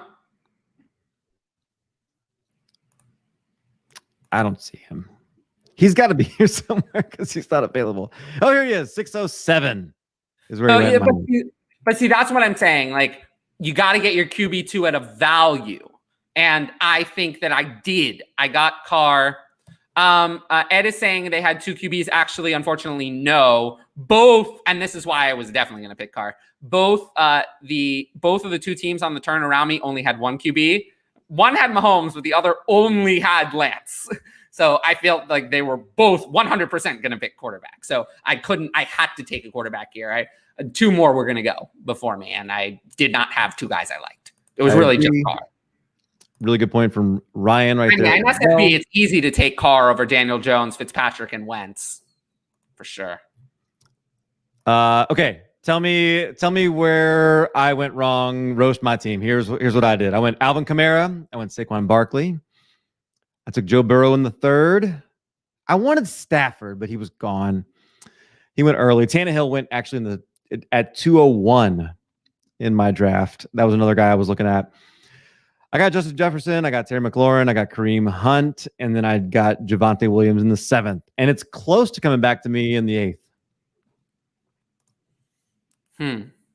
This is you? This is me. I don't think you went very wrong, right? I mean, quarterback is getting dangerous. What's left? Quarterback is where there's some guys still here, but you know, we talked about Tua earlier. He is still available. Do you think Deshaun Watson gets drafted in your draft? He has not been yet. I don't think I will be drafting him. I would consider him, but I do not believe he plays this year. So I would consider him. I mean, right now, okay, not at this turn, probably not at the next turn. At the 11, 10, 1203, even that depends on what's there, but I'm still probably having players I like. Probably at the turn after, like if we get to 13, 10, but he won't be there. Someone will take him at that point. I wasn't planning on going robust RB here, but I ended up taking 4. I don't mind robust running backs. Yeah. I don't have a tight end. That's the other thing that I'm just kind of going to have to pick my spots on a few late round tight ends and hope that I can get some value there. Adam doesn't hate it, which I appreciate. Thank you, Adam. Let's talk. about Joe's question on Reddit. What are your top 3 trading tips for getting what you want and how you want it? I don't know how to answer that.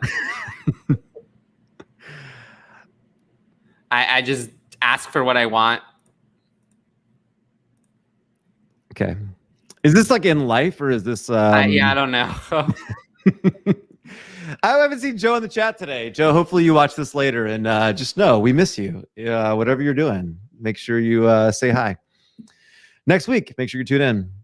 Let's answer a few more of these questions. And then really, if the chat doesn't want to talk about a bunch, then we'll just we'll call it a night.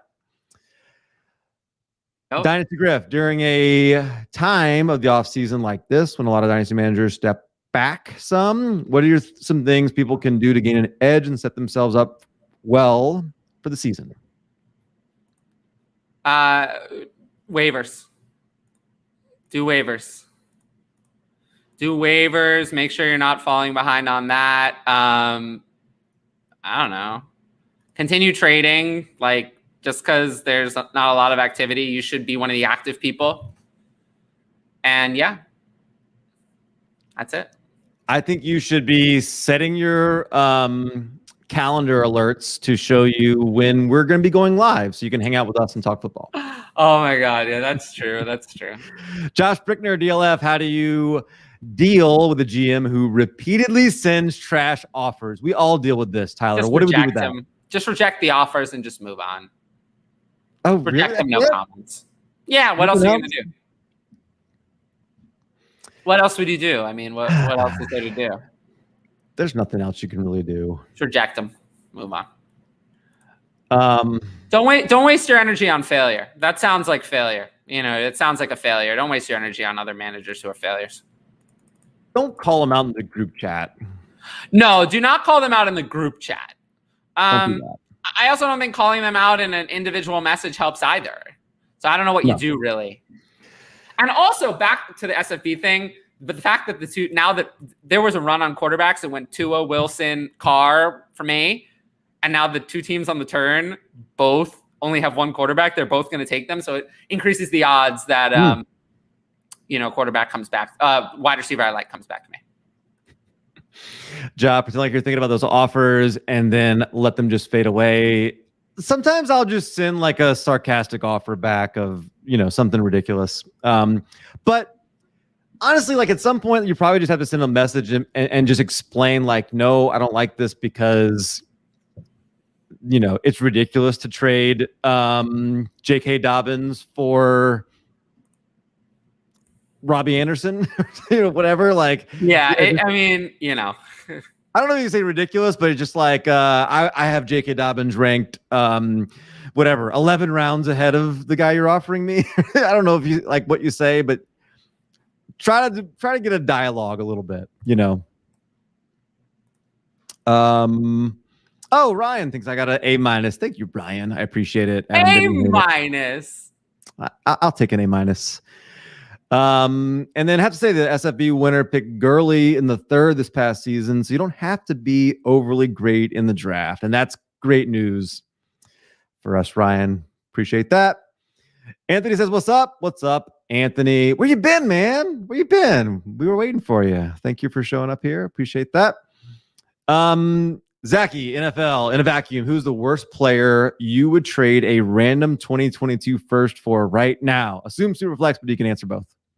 The worst player you would trade a 2022 first for? Okay. In a 1 QB, let's scroll. That's where I'm going. So, right. Assuming not sign in premium, Darren Waller? Yes. Keenan Allen? Yes. Deontay Johnson? Yes. We're still 1 QB here. Yep. So 1 QB. Chase Claypool? Yes, easily. Let's see. Ooh, Chris Carson. That's right on the line. I'd say no. Juju Smith-Schuster? No. Cortland Sutton? Yes. Kareem Hunt. No. Robert Woods. No. So I think it's like ADP pick 60 in one QB. Something like that, yeah. Somewhere around there. Because Jalen Waddle, yes. Laviska Shenault, yes. Juju Smith-Schuster, no. So it's right there. Yep. Okay, if we go to Superflex, now that changes the value of that 2022 first a little bit. So I'm going to go swing a little bit deeper. Kenny Galladay. No. No. No. Myles Gaskin? Definitely not. What about Deontay Johnson in this format? That's very close, but I'd say no. Chris Carson? No, not even close. No. Not Adam Thielen? No way. TJ Hawkinson? Tight end premium? I assume like all of our Superflex drafts are not tight end premium, and he's got in a non-tight end premium. No, he's the 70th player off the board. No, in a non-tight end premium. No. Wow, Julio's still going 69th, huh? I know, that's ridiculous. No. Mark Andrews? No, I like Hawkinson more. Tom Brady? No. Josh Jacobs? No. Kirk Cousins? Yes. Miles Sanders? No. All right, so like it's about the same, about 60. Something like that, yeah. So pretty a few close more players. I mean, T. Higgins, Brandon Ayuk, Chase Claypool, I all would. Okay, good. That's good. That trio again. Yep, Ryan's great news that the SFB winner picked Gurley last season. Great news for himself. Hold or trade Calvin Ridley in PPR Dynasty. This is a really good question. Like, I am really high hopes for Calvin Ridley, but he is 27 years old. 26 years old, excuse me. December 94. He's going to be 27 this year. Yeah. December 16th? Is it December 16th? I can tell you in a second. Talk about Ridley. I would. Calvin Ridley is a hold for me. I have him ranked significantly higher than ADP. I think I rank Calvin Ridley. I drafted him in SFB. We just talked about it as in the 403, and I got MT at the 510. So Ridley went way higher, and he is my wide receiver 4 this year. In Dynasty, he is wide receiver 6. So I don't see him as a sell necessarily. He's a hold for me because I think you still have a year with Ridley where you can hold him and still sell. Yeah, but he's not a sell for me. Stephon Diggs is a sell, but not Ridley. I can't trade Diggs, man. 1 year more on the age curve, and you can get more for Diggs. I think you can get the Godfather offer for Diggs that you cannot get for Ridley, and that's why. And he's a year older, so if I can get more for, like, if I could trade Diggs for Ridley in a second, I'm doing it all day. All day, I'm doing it all day. Buy me back a year and get an additional second on players I value similarly. Give me that all day. So that's why I don't think that Ridley is specifically a sell. Yeah. 26 is not when it's 27 that I really start to look to get out. So next offseason, you'll probably hear me saying now is the time, but not yet. Adam, my league is switching to Superflex in 2 years. I like this just as a concept, but I'll answer the question anyway. Yeah. I always say just start over. Just start over as a Superflex. Don't switch. But if you're going to do that, I would say just treat it mostly as if it's a Superflex now with a little bit of deviation. Like, you can deviate a little bit, but mostly treat it as if it's a Superflex now. I think you got to take a lot of quarterbacks. That's the biggest thing. You're like, the value of quarterbacks are going to be way higher than what you're currently in. Yeah. This is like, if you're going to do it, this is the way to do it, though. You have 3 drafts until it starts. Like, I don't know. Just start over. I'm bugging my league chat to give me I want another live pick, but I doubt I'm getting it. Yeah, breakout season coming for LaVisca. Yes. What do we think? Yes, I think so. I think it's a breakout. I think now is the break. I think so. Yeah. I had a pick on my Scott Fishbowl. Are you up? Yeah. ESPN producer Tom DeCourte, he took DJ Chark. Are you up though? No, I'm not up yet. I'm 4 picks. Aww. I know. Come on. Boo! Why are your draft so slow? I don't like Chark at in the 8th round. Do you? I'm fine. No, I take that back. 8th round's too early because we're about to get to the 8th round than mine, and I count like 10 receivers I'd rather have than Chark. Yeah, Cortland Sutton's still there. Claypool's still also there. Multiple running backs that I'd rather So no. Chark in the 8th round. Still there? No. I'm going to be very happy though. Like after I get up at the 8:03, I'll have all my quarterbacks, running back, and wide receiver slots picked. And then remember, you can start kickers in the flex, so it's easier to fill those flexes than it is usually. I get this. I get. No, go back to Adams for a second. Yeah. I get this. I get it. You have your teams. You don't want to restart. I would say if people want a second league, just start I'm not saying replace. I'm saying start another one. But I get it. I get it. I do think that essentially what I've noticed is there are no new 1 quarterback leagues starting at all. Yeah. Like I believe that Scott Fish talked about this on Commission Impossible, and please correct me if I'm wrong. If I'm wrong about this, but I believe that he mentioned that his commissioner service is no longer offering new 1 QB leagues. He did. He mentioned that. He did mention that. Yep. So that goes to tell you where the trend is now. Also, I know Dynasty can't fill them. He said he can't fill them. He can't fill new 1 QB leagues. There's no interest. Dynasty Trade Calculator is moving towards making Superflex their default. And I think DLF will make that move. I do find, though, that when I'm evaluating running backs and wide receivers, 1 QB is easier to use because the data's better. Because in Superflex, you have a problem with quarterbacks. Some people value them not at all, and some people a lot, and it completely ruins the data for running backs and wide receivers. So I actually like collecting 1 quarterback data. It really helps evaluating running back and wide receiver in a way that Superflex ADP does not. I'll tell you what data is not helpful at all. Scott Fishbowl mocks. No, those are useless. You know how many mocks I did? Totally useless. How many mocks do you think I did? None. I did none. I actually looked at nothing. How's my team sound for nothing? No I did one preparation. live None. on air. No preparation, nothing. I just showed up. Yeah. I think that mock drafts for redraft and that kind of thing are mostly. I'm not a believer in mock drafts. I had my rankings, like AJ said, prepare with your rankings. I had my rankings. I was ready. I didn't need to do any mock drafts because one thing to do mock drafts for a quick draft where you have to make decisions on the fly. But if you're in a slow draft, I have time to think about it. I mean, I could have taken 8 hours to make that decision if I wanted. I didn't need it. I made it in 10 minutes, but like I made my board. I know what I want. And I don't even have to trade. Like one of the biggest reasons you have to be prepared in a dynasty league is you got to trade every minute. There could be a new trade you could do. Someone could message you a trade. It's exploding. You need to make the deal now. You need to make a decision now. In this league, if I decided I was going to take 4 hours to consider my pick and I wanted to ask 20 people about it, I could do that and nobody could do anything about it. It wouldn't hurt me. There's no trades. So preparing in advance for something like Scott Fishbowl, I had my board, I was ready, and that's it. The end. Anthony asks, what are your thoughts on Jalen Hurts?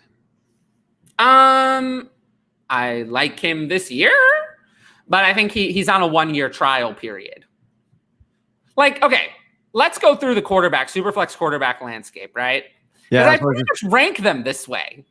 Let's start at the top. I mean, Mahomes is like forever, you know. Kyler Murray, Josh Allen, Dak Prescott, Lamar Jackson. I mean, we're talking about many years, like 3 or more, right? I mean, 3 or more. You're looking at June or July? No. I'm just looking. I'm going my rankings down top. Your rankings. Okay. I don't care about the ADP. I'm talking about what I think. Okay, like, gotcha. You know, we're talking about at the top. Here, I'll read my tiers. How about that? Here are my tiers. Tier 1, Mahomes by himself. Tier 2, you know, Kyler Murray, Josh Allen, Dak Prescott, Lamar Jackson, Trevor Lawrence, Justin Herbert. We're talking about many years, those guys. I think many years, 3 years. Next group is like Joe Burrow, Justin Fields, Trey Lance, Russell Wilson. I still think many years, but I have a concern about them, one concern or another. Yeah. One concern or another about those guys that I don't have about the previous group. And then, then we get to the tier that Jalen Hurts is in, where I have serious issues. We have Deshaun Watson, complete concern, who knows. Then Ryan Tannehill and Matthew Stafford. They have a few years left, but they're old. So the value is not, upside is not there. Then you have Zach Wilson, who's a rookie. He has probably 3 guaranteed years, but a lot of question marks. Then you have Baker Mayfield, who's probably about to get a contract extension, has many years left, but probably is what he is. He's not very good. He's okay. You're probably looking at a Derek Carr. Not even looking at Kirk Cousins. You're probably looking at Derek Carr. So whatever that's worth to you. And then, in that same tier, in tier 4, you also have Hurts, Tua, and Rodgers, who's just a complete question mark. But, I throw Hurts and Tua in with like your Baker and Zach Wilson, like they're in there. Hurts is in that tier because of his lack of security, even though he has the upside. But it's that tier is all serious issues, major concerns with these guys. But they have upside. The next tier is failure.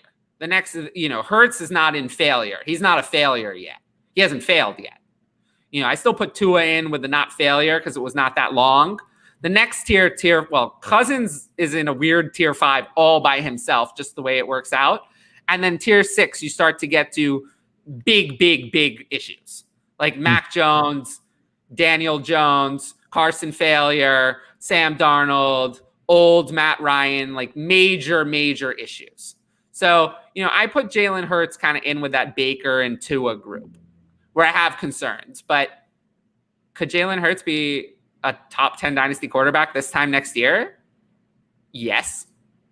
100% yes. So here's the upside. He absolutely could. Sorry, that was a really long answer, but I thought it was worth going through it just as an extra. Yeah. No, that's great. So here's the one thing I'll say is I did talk about this with all of my Eagles guests. You can go check that out on this YouTube channel at DLF YouTube channel. We talked about Jalen Hurts. The biggest number that kept coming up is 52%. I'm tired of hearing about 52%. And so were they. I don't think that number is going to go away until it goes up. And from a fantasy perspective, what you love is once he took over, he was 27.8 points a game. That was amazing. So yes, from a fantasy perspective, it's great. But from a Scott Fish, like with that kind of inaccuracy, wouldn't you be a little worried? Oh, I would be. I was not a Scott Fish target for me. Yeah. Like I rank him QB 8 in my regular scoring, but this is 6 points, touchdown, -4 interception, and accuracy scoring. He was not a QB1 for me in this scoring. Yeah. Like the concerns I had about Joe Burrow, magnify them extremely and apply them to Jalen Hurts. So he was not a target for me. I would have stayed far away. He was someone I wasn't drafting. Like, I'm not sure he'd be ranked above Derek Carr in Scott Fishbowl scoring. I think people have to realize how extreme the scoring is. So, like, I got Derek Carr at 710 and Jalen Hurts went at 301. I'm happy with what I did. I think Hurts is probably going to get sacked a lot, too. That's true. Yeah, Hurts was not a target for me in the Fishbowl scoring. What 2021 rookie pick is Laviska Shenault? 2021? Yeah, let's tell you where I rank him then. I rank him, in a 1 QB, it's pretty clear. I rank him just behind Waddle. So that's 7 players. Ahead of Bateman? Ahead of Bateman. Ahead of Bateman, ahead of Elijah Moore? Yes, and ahead of Rondale Moore. Ahead of who? Yes, ahead of Trey Sermon.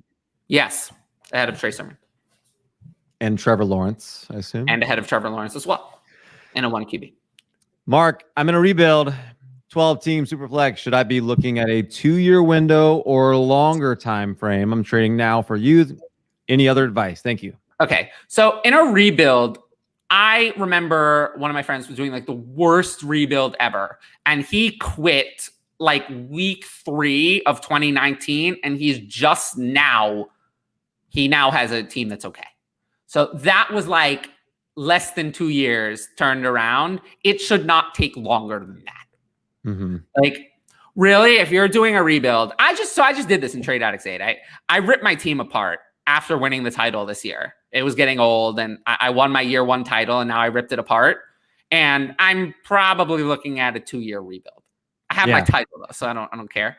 But it should not take longer than 2 years. Like it should take 2 years, and at most 2 years of losing. Yeah, longer is not good. Brett is up in 2 picks. Come on, Brett, give us your team. Tell us. Yeah, give us your team, and I'll address it. You gotta talk to us here. Suns or Bucks? Well, I'm not happy because I was at Game 7. I was at Game 7 between the Nets and the Bucks. Mm-hmm. So I'll go for the Suns. But I was at Game 7 where Durant had that like crazy last minute shot, and then he had another one in overtime that wasn't very good.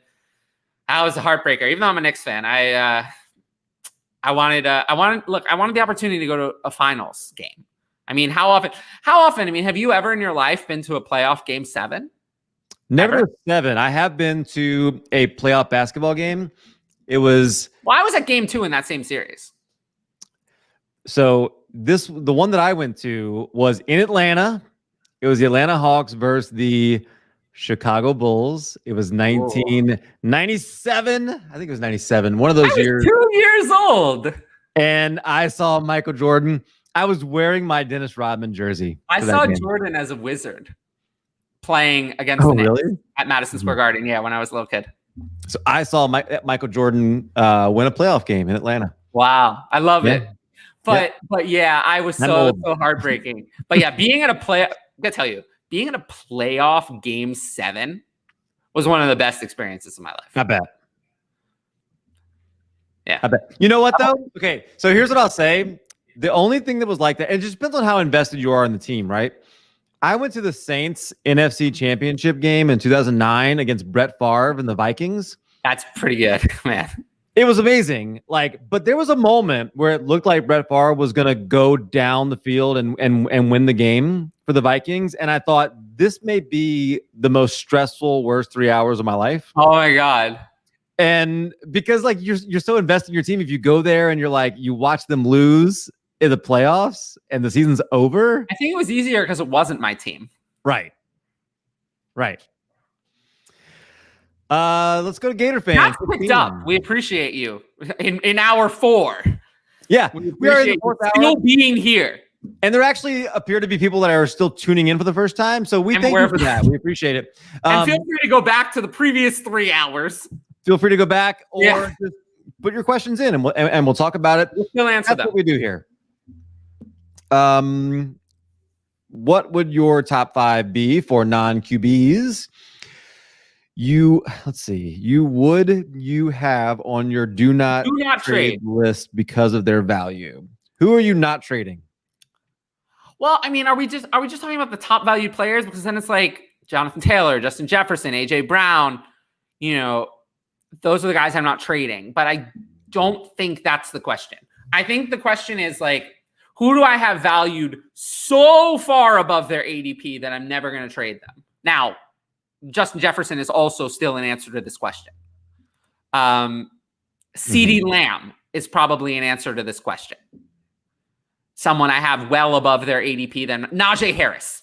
But Cam Akers, I'm still willing to move. I'm not that addicted to Cam Akers compared to his value. I'll move him. Jonathan Taylor, if someone pays what the 2nd overall pick in a startup is worth, that's his ADP, I'd be willing to move him. But it's guys that I'm well above ADP on, which I listed as, Jefferson as well. But really, Harris and Lamb are the 2. Oh, and Jamar Chase as well. I'm 13 spots above him on ADP. So that's another one I'm probably just not moving, period. Those are the big 3, valued highly. Lamb, Harris, Chase, that I'm so far above. If you want some players that are a little bit lower, Chase Claypool, Jerry Jeudy. I'm about a round higher on them than their ADP. So probably not trading those guys. Laviska Shenault as well. I'm a round higher. You're pretty high. You're pretty high on Terry McLaurin, but Terry McLaurin, you wouldn't have him on this list though. I'm not quite higher enough on him that I would say I would never move him. I'm not trading Pat Mahomes. He says, but I'm not trading Pat Mahomes either. But that's not really the question. No, Kyle Pitts is somebody I'm not trading. I'm not the highest person in the universe on Kyle Pitts, and I've seen offers for Kyle Pitts I would have accepted that people reject. Almost can't win a Kyle Pitts trade right now. I just think but I've seen offers for Kyle Pitts. Like, okay, in a tight end premium, I saw there was an offer of Lamb plus. I'll take it. I'll take Lamb plus.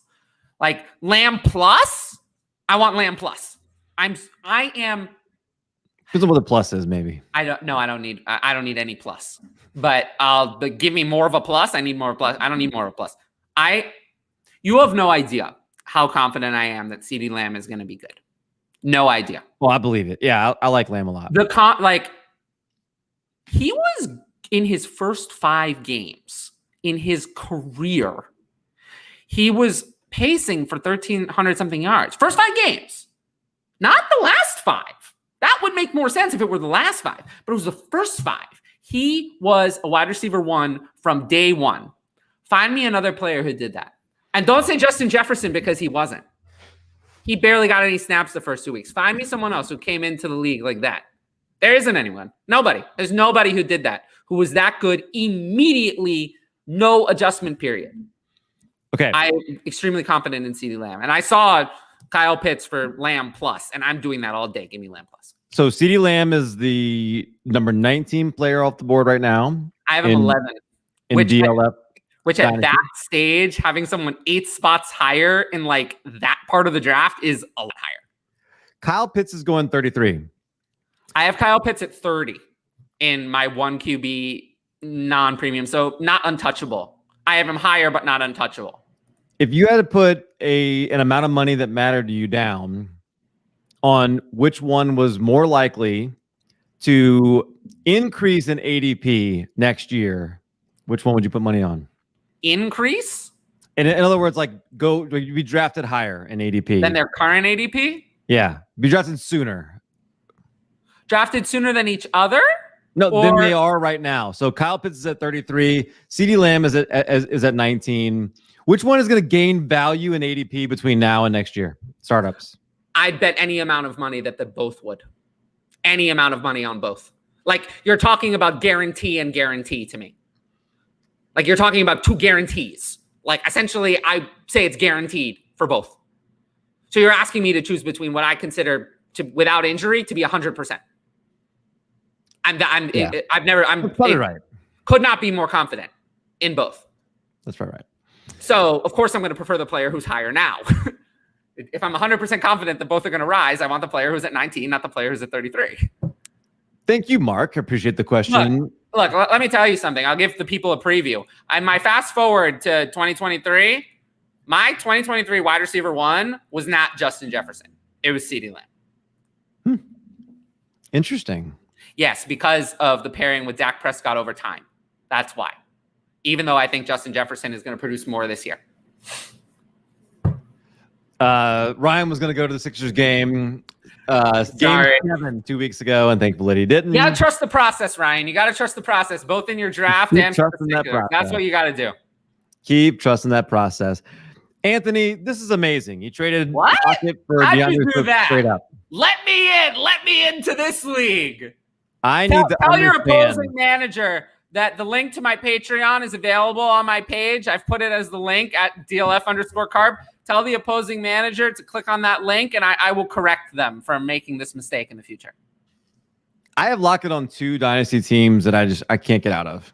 And Lockett's a rest of the career player at this point. I can't get out of him. He's a rest of the career player, I think. Yeah, huge W. Benny, what's up, fellas? Welcome. Definitely appreciate it. Welcome. I had a good friend in college named Benny. Benny.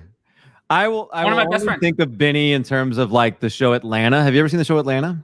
No, I haven't seen the show Atlanta. It's amazing. Childish Gambino. I don't watch a lot of TV, bro. Huh? I don't watch a lot of TV, bro. I'm too busy consuming fantasy content so I can deliver fantasy insight to the people. I don't have time for television. That's what we want to hear, right? I listen. If the people really want to know, I listen to this entire show. Like, I'll go back and listen to the 4 hours because I can't miss 4 hours of my favorite fantasy analyst, Cal. Of course, Cal is my favorite fantasy analyst, right? Oh, yeah. Next question. You see what happens in hour 4. What is fair value I could expect back for Noah Fant? In what? Are we talking the tight end premium? We're talking super flex? What are we talking here? Yeah, we're just going to have to make this up. All right, let's say a 1 QB normal, 1 QB no premium. Again, Fant's kind of in that range. I mean, I'm probably not quite giving a first for him in a 1 QB no premium. Probably not giving it. It's very close, but I probably would pass on giving a first for Fant. What is Fant's date of birth? I honestly, I don't know. Okay, I know that Fant is 97. But I don't know the month on Fant at all. Can I guess? You want me to guess? Yeah. I literally have no idea. November 97. I don't know. It is November 20th. Very good. I must have seen it. Oh, November 20th. Wait, November 20th, 1997? Yeah. Like exactly?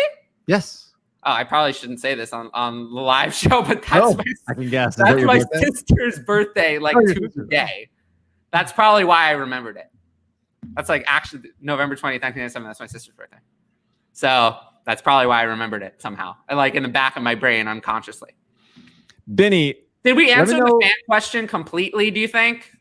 Oh, in a tight end premium, I'll give the first for Fant. I'll give the first in the tight end premium. Even Superflex tight end premium, I'll give the first for Fant.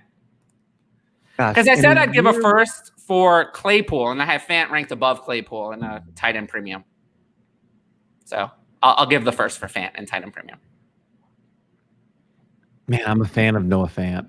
But yes, I agree with you. Upside's just not there, but in the premium, I'll give the first. Now, okay. You talked about athleticism when you talk about Claypool and his upside. It's very simple. If you're a tight end, doesn't matter. None of it matters. Amazing athleticism. Does not matter. None of it matters at all.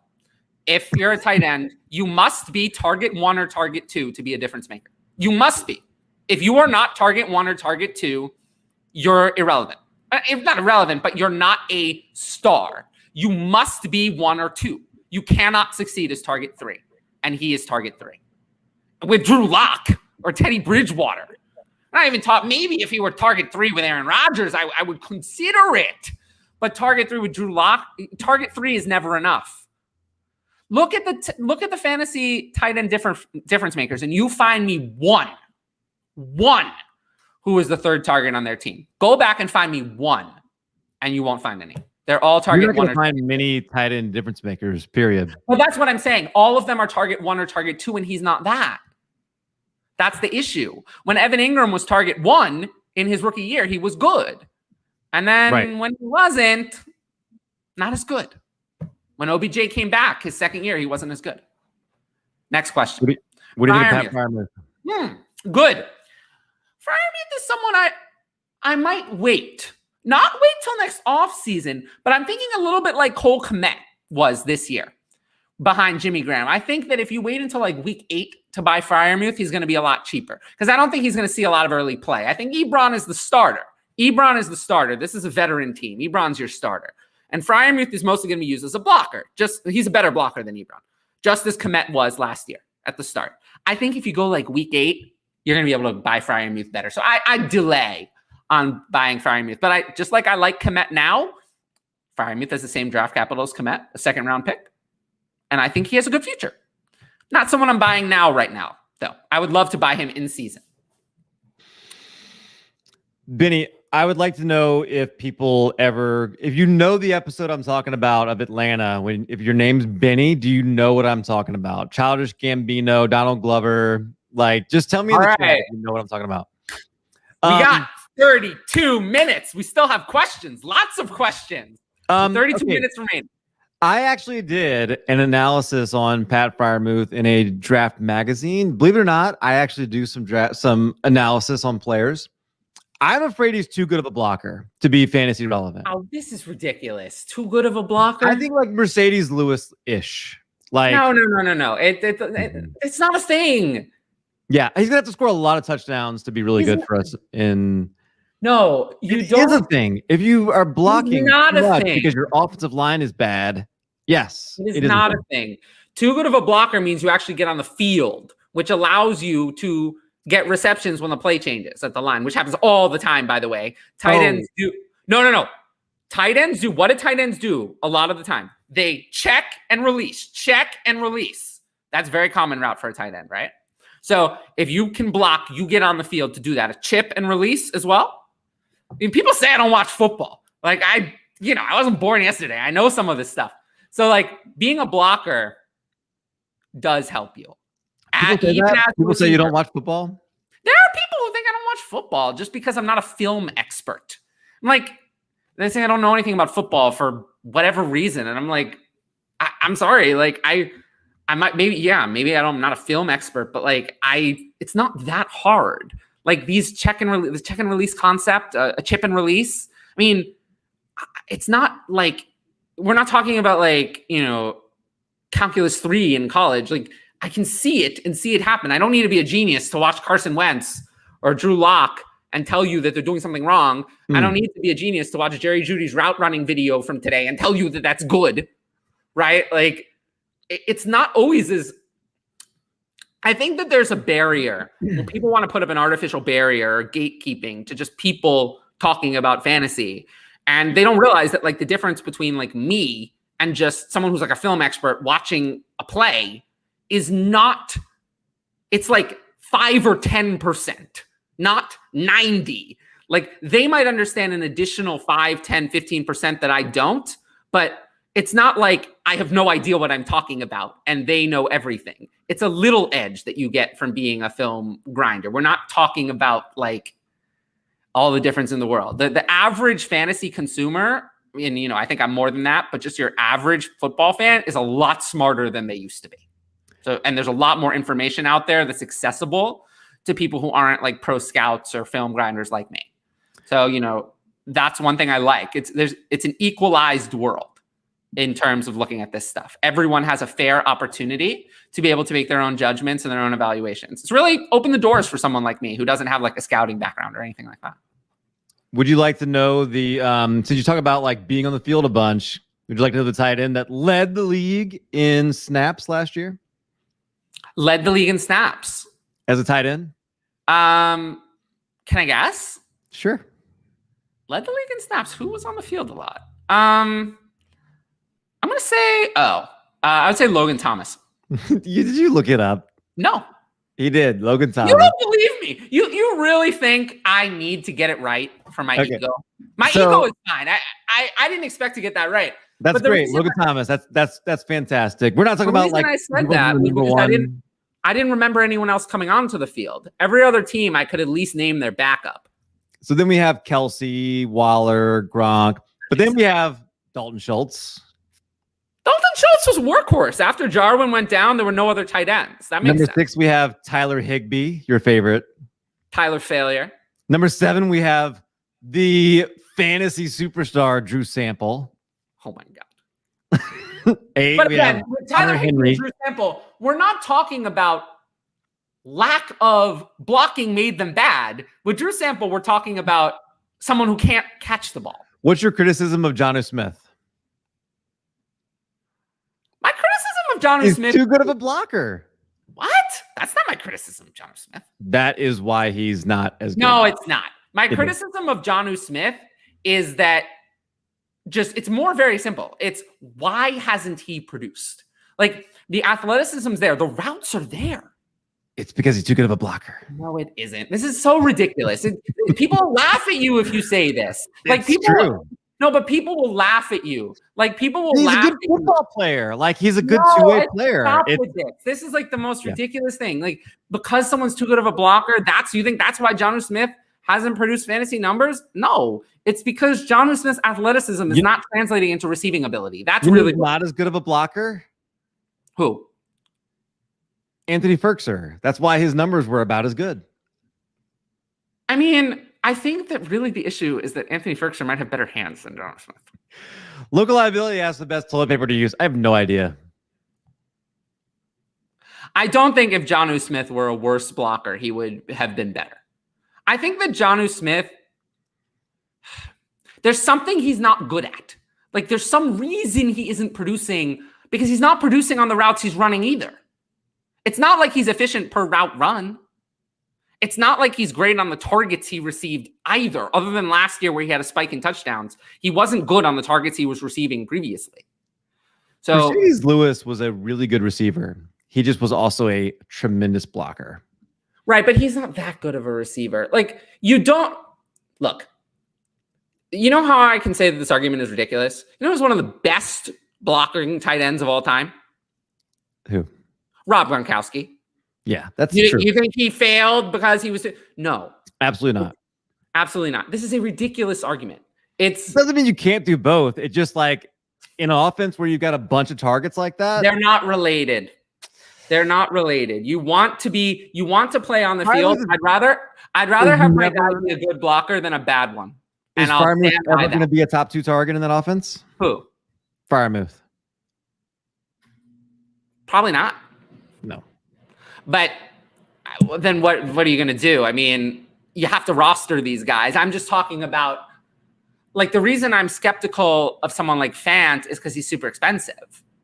If we're talking about the 14th round, I'm fine with these guys. Freiermuth would be a target for me. Brett, is this your SFB team? Sounds possible. That is a great start. That is a great start. Yes. I love that, Brett. I mean, it's all value. SFB team, that's great. I mean, Brett, can you tell me what position? I should know this because I think you told me, but what position, Brett, did you start from to get this team? Oh, yeah, because he said he was up in like 2 picks, right? Yes, and by the way, he's right. Kittle is one of the best blockers in the league, too. I'm not saying, here's the thing. I don't think Freiermuth is that good of a receiver. Like, I don't think he's a good route runner. Oh, no, but he's scored a lot of touchdowns. I think he's a way better blocker. I think you're going to ask him to do something on the field that he's special at. It's blocking. I don't think he's a special route runner. Right, but my issue is that I don't really count.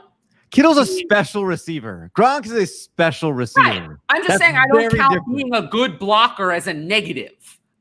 That is like a leap of logic that I just don't get there. I think it's a my issue with Freiermuth. If I have an issue, is that he's not that good of a receiver, like you said. That's why I don't have him that high. Yeah. No, I don't think it's not because he's a good tight end. Like if you're just comparing him against tight ends, it's just that like, yeah, he's not special. Yeah, it's the fact that Noah Fant is a revolving door as a blocker is not hurting him. No, because you can line him up in the slot and have him run routes. Anthony Ferguson can't block anybody. But TJ Hawkinson is a fine blocker, and that's not hurting him. Hawkinson's a better blocker than Freiermuth, but he's also a way better receiver. Right, but this is what I'm saying. Like TJ Hawkinson and Noah Fant have kind of had the exact career trajectories that people have thought they'd have, and one is a great blocker and one is absolutely awful. Hey, whoever Todd is, like we're on the same page, Todd. OJ Howard was asked to block too much, but OJ Howard also had a problem catching the ball. If OJ Howard had stopped dropping, he was good at one point, and then he started dropping the ball. I like you, Todd. You know what Arians does? I'll follow you back. I'll follow you back, Todd. You got great opinions. Still a better blocker than OJ Howard, by the way, for the record. Gronk was a great blocker last year. Gronk was a difference-making blocker for the Buccaneers. Not a difference-making receiver. He's a difference-making blocker. He was worth the money they paid him. Seriously. He made Fournette look good as well. He was a difference maker. He might be the best blocker of all time. He might be. He might be the best blocking tight end of all time. And he's up there. I think Kelsey's a better receiver, but receiving talent. But as a complete tight end, I think Gronk is the best tight end ever. I don't think it's really also spent a lot of time as maybe the number one option on his team, which is crazy. Number two. Fields or Lance, 1 QB dynasty. Give me Fields. I actually wrote an article about that. Give me Fields. Same it's close, here. Though, it's close. I think a lot of the reason I go with Fields is because I think he's going to start sooner. Switch Garoppolo and Dalton, and I switch my opinion. Yeah. Like, does that make sense? Put Garoppolo, put Fields behind Garoppolo and Lance behind Dalton, and my mind changes to Lance because then he would start sooner. So A lot of it's because of that. And once the second Fields takes the field, you get the value jump, and I want the value jump that I think is going to come sooner. And don't discount the fact that Garoppolo there's no way he plays 17 games. Also, let's not discount Fields as a rusher. If you take out college counts sack yardage as rushers, I know about this because I just wrote this today. He had in his college career, he had 204 rushing attempts for 1,496 yards. That's more than 7 a clip. Similar yards per carry to Lamar Jackson in the NFL. Now, of course, it's not going to translate, but I'm just saying that Justin Fields can give you what Russell Wilson delivered as a rusher in his career. You're not looking at Lamar, Kyler, or whatever, but no one complained about Russell Wilson's early career, and I think that's exactly Justin Fields' upside is Russell Wilson. Yeah, Fields, Lance, Wilson. Like I'm really excited to see how those 3 careers pay out. Yeah. And believe me, and I wrote about this in my rookie article on Fields a while back. If I told you could have Russell Wilson's first 5 years as your career, I told you had that, where would you draft that player in a startup dynasty? 102 overall behind Mahomes? I mean, that's what it would be, right? If I told you could have Russell Wilson's first 5 years as QB1 right off the bat, and then still 27 years old, that player would be 101 or 102 in an overall startup. Benny jumped the gun, traded Rondale Moore for Pat Freiermuth in a 4. No. We don't like this one. No. I'm all the way out on Freiermuth, if you can't tell. Well, I mean, I'm in on Rondale Moore more than I'm out on Freiermuth. Yeah, I'm in on Rondale Moore too. Those two are just – I'm actually – I mean, honestly, looking at their ADPs, I'm slightly in on Moore, and I have Freiermuth within 2 spots of his ADP. So – but I have them 70 spots apart. Now, Freiermuth could score 12 touchdowns in a season. I wouldn't be shocked. No way. Yeah. No way. He could do that. Freiermuth could score 12 touchdowns? He absolutely Has George Kittle ever scored 12 touchdowns in a season? No, but like Eric Ebron has. Right. And in the same offense. That, you have to expect the player's going to get that lucky. I mean, Travis Kelce has never scored 12 touchdowns in a season. No, look, I'm just saying he can.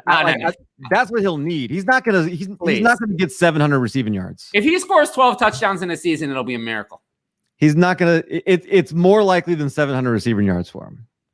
In 17 games, 700 receiving yards is like 40 a game. I just don't see. He's not getting 100 targets. Travis Kelce has never scored 12 touchdowns. He's not getting 100 targets. He's not getting 12 touchdowns. Pat Freiermuth, you're hoping for, whatever, some mid to low end tight end production. That's what you're hoping for. I don't know what he's gonna do. No way, you're not getting 12 touchdowns. You're hoping. Eric Ebron just in 2018, 13 touchdowns. And miracles happen, but That's right. One of the best tight ends ever has never scored 12 touchdowns in a season. Yeah, but like some of the best pitchers have never thrown no hitters. It doesn't mean that but anyone can have an outlier season from time to time.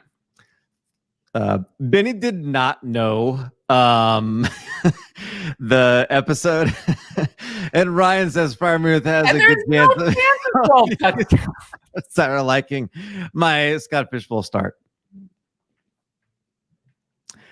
I think it's better odds than that, Ryan. Yeah, you're not giving yourself enough discredit here. Yeah, you're probably not going to. When was the last time my mind changed on something like that? Brett, when are you taking CeeDee Lamb in Scott Fishbowl? I like him, but he's definitely gone. He went at 5-12 in mine, and I thought that was too early. Amari Cooper, Chris Godwin went after who I would have taken before. I also would have taken Josh Jacobs over CeeDee Lamb.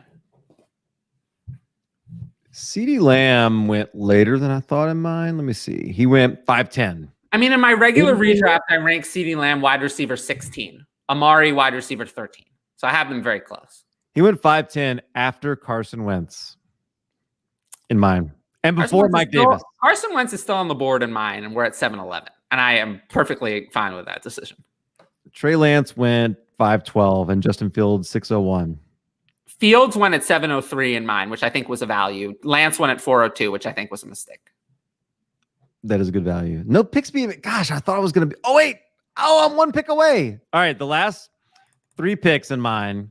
Jerry Jeudy went 807. That seems high. At 808. Here we go. You ready for this? 807 seems high because I'm only like 9 picks away from 807, and Jerry Jeudy is more than 9 wide receivers down. So I don't know about that one. At 808, Deshaun Watson. Too early. I think it's too early because what do you think the odds are that Deshaun Watson? All right. What are the odds that Deshaun Watson plays week 1? Like 0. I don't think he plays at all. I think it's 0. What are the odds that Deshaun Watson plays any snaps? Any. 1 snap. The bet is over under half a snap. I mean, okay, the odds. So over under half a snap. So what do you think the odds are? Any snaps for any team? It's like it's not 0, but it's not 0. It's not 10 either. It's not 5 probably. 5 to 10 is about right. I think 10 is actually about right for me. That means there's 9 times as many chance that Watson doesn't play if it's 10%. Mm-hmm. So I'm just not taking a 10% chance of having something in round 8 when there are players available that I think have upside to be still high-end wide receiver 2s. Could have certainly waited. Yeah, I think, well, no, I mean, he went way earlier in some, way later in some. 809 is Tua. He went 708 in mine. I think 809 is a value. So it's starting to get to where quarterbacks are. So I got 1 pick before mine. Like, I think Tua, a part of the reason I hate on Tua is because I think he has no upside. But in SFB, I actually think he's a little bit better than he would be in a regular league. Because he wasn't so inaccurate. He just has no upside and no legs. But in SFB, it's a little bit better. Like, he ranked higher for me in SFB. Like, I'd rather have, I don't know. I said I'd rather have Carson Wentz, but that was before we got to my pick. Now that my pick is gone, I'd probably rather have Tua in SFB than Carson Wentz. Let's see. That's okay. Is injury optimism the biggest mistake Dynasty? Injury optimism or injury pessimism? I think optimism, like with the influx of fantasy doctors, it's a great edge to gain. So I'm guessing it's like being overly optimistic, Hubbard or something like that, like drafting him, like because you are sure that, or whatever. An example. Or that look, I'm famous for having little to no. I'm famous. Well, okay, but I've gotten into arguments for this. I am well known for this, for having little to no trust in, I don't want to say little to no, but I don't trust much in the Twitter doctors unless they have something to tell me that is not publicly available. Like, they haven't examined the player. Mm-hmm. So they don't really know. Like, they can tell me player X is going to be back all they like, but I'd like to see player X back before I'm sure. Because how many times have they been wrong? I mean, last year, Joe Mixon will return in 1 week. Joe Mixon next week. Injury is over. Joe Mixon's coming back. 10 weeks later. I don't know Joe Mixon. I don't see any Joe Mixon. Christian McCaffrey. It's going to be 3 weeks. No, it's actually going to be 5. No, it's going to be more like 7. So they know better than I do, but I think that too many people, and people are not going to like this, but I think people take what they say as like, they know. And I'm like, no. They're doing the same thing with an injury that I'm doing with making fantasy projections. They do not know. They're making a range of outcomes estimate in which they can be wrong. Yeah. Right? That's what they're doing, right? I think they would admit this to you if you asked them. I don't know many of them that are acting like they're doing anything different than that. I think they would admit it to you if you asked them. But I think that most casual people reading what they're saying do not see it this way. They think that the injury expert is giving like gospel, even if that's not what the injury expert themselves thinks they're doing. So I would just be careful. It's always a range of outcomes. If even the people examining the patient on the team sometimes don't know if the player is going to suit up. So, any outside injury expert telling you that they know 100%, anyone who's telling you that just they don't know any better than others. And, just be careful about that. There's a lot of people who are saying a lot of things. I saw this last season. They're saying a lot of things very and I wouldn't say this if I didn't see it. There are a lot of people saying a lot of things about injuries very confidently. And then I look back at that prediction. I was like, you're so confident about that, but you were wrong. You were wrong. What happened? You were wrong about it. So remember, it's a range of outcomes, just like it is for me with fantasy projections. Got to remember that. Injury optimism is the word I'm kind of wondering about. I don't know what that means. Yeah, I don't know what that means. What does that mean? Maybe it's like they're going to come back. Like, in other words, like Joe Burrow or Saquon Barkley. I said no to optimism. I mean, I'm an injury pessimist. Like, I don't want anyone who's injured now. I don't want any part of injured now. I don't want to hear about injured now. I don't like that. Like, once Deebo Samuel hurt his foot last year, I was like, no, I don't want any part of injured now. Yeah, I saw that. And I agree with this. We got there. I don't want any part of injured now. People were saying Joe Mixon will come back. Kenny Golladay will be back next week. I was like, okay, you can believe that.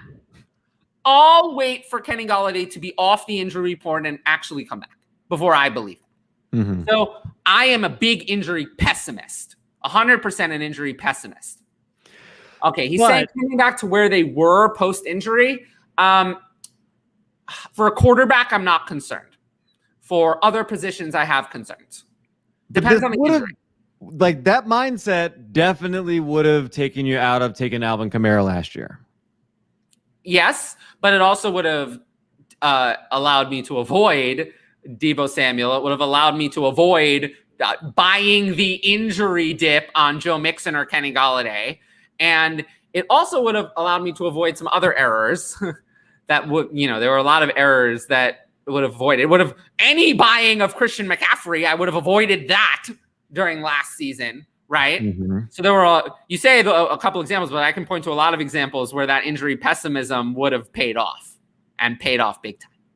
Does Terry McLaurin have more trade value now or next offseason?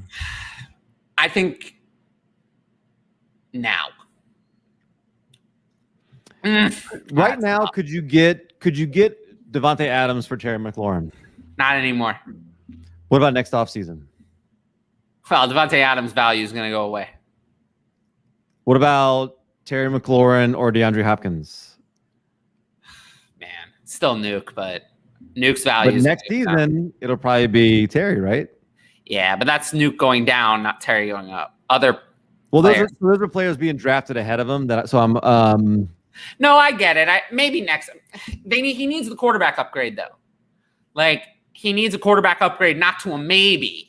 I don't want more maybe. I'd like a sure thing. Right. So if he gets a quarterback upgrade to a sure thing, then his value could go up. But that's all. I think his value is capped at his current quarterback situation or any equivalent. Like, I want a top prospect, and there aren't any in the 2022 class. Like Zach Wilson's not good enough. Like, I'm talking about to raise the value. I'm talking about a Lawrence or Lawrence's. There's no Lawrences, but like a Fields level. And there might not be any in the next class. Or like an Aaron Rodgers or Deshaun Watson. Anything else, and the value's not going up. It's capped if it's someone like Ryan Fitzpatrick. It's not going to go up anymore.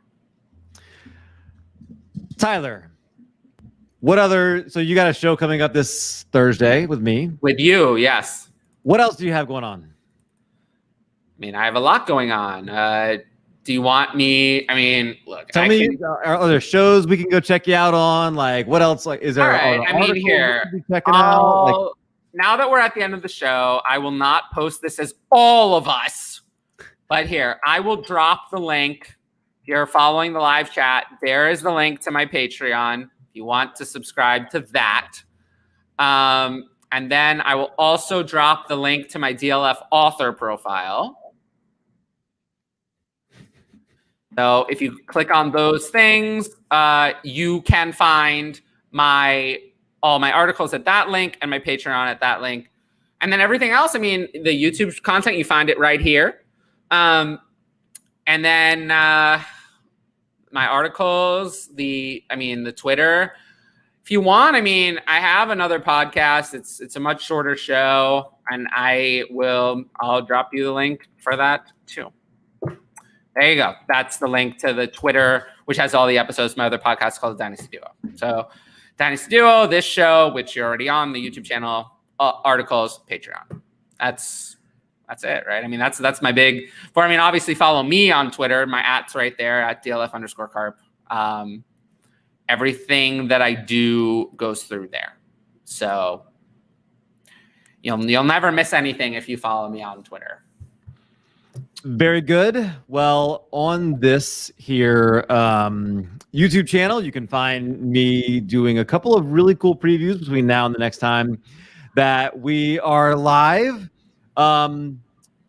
Colts, Lions, that's going to be coming up on Wednesday. Bears, Giants coming up on Thursday.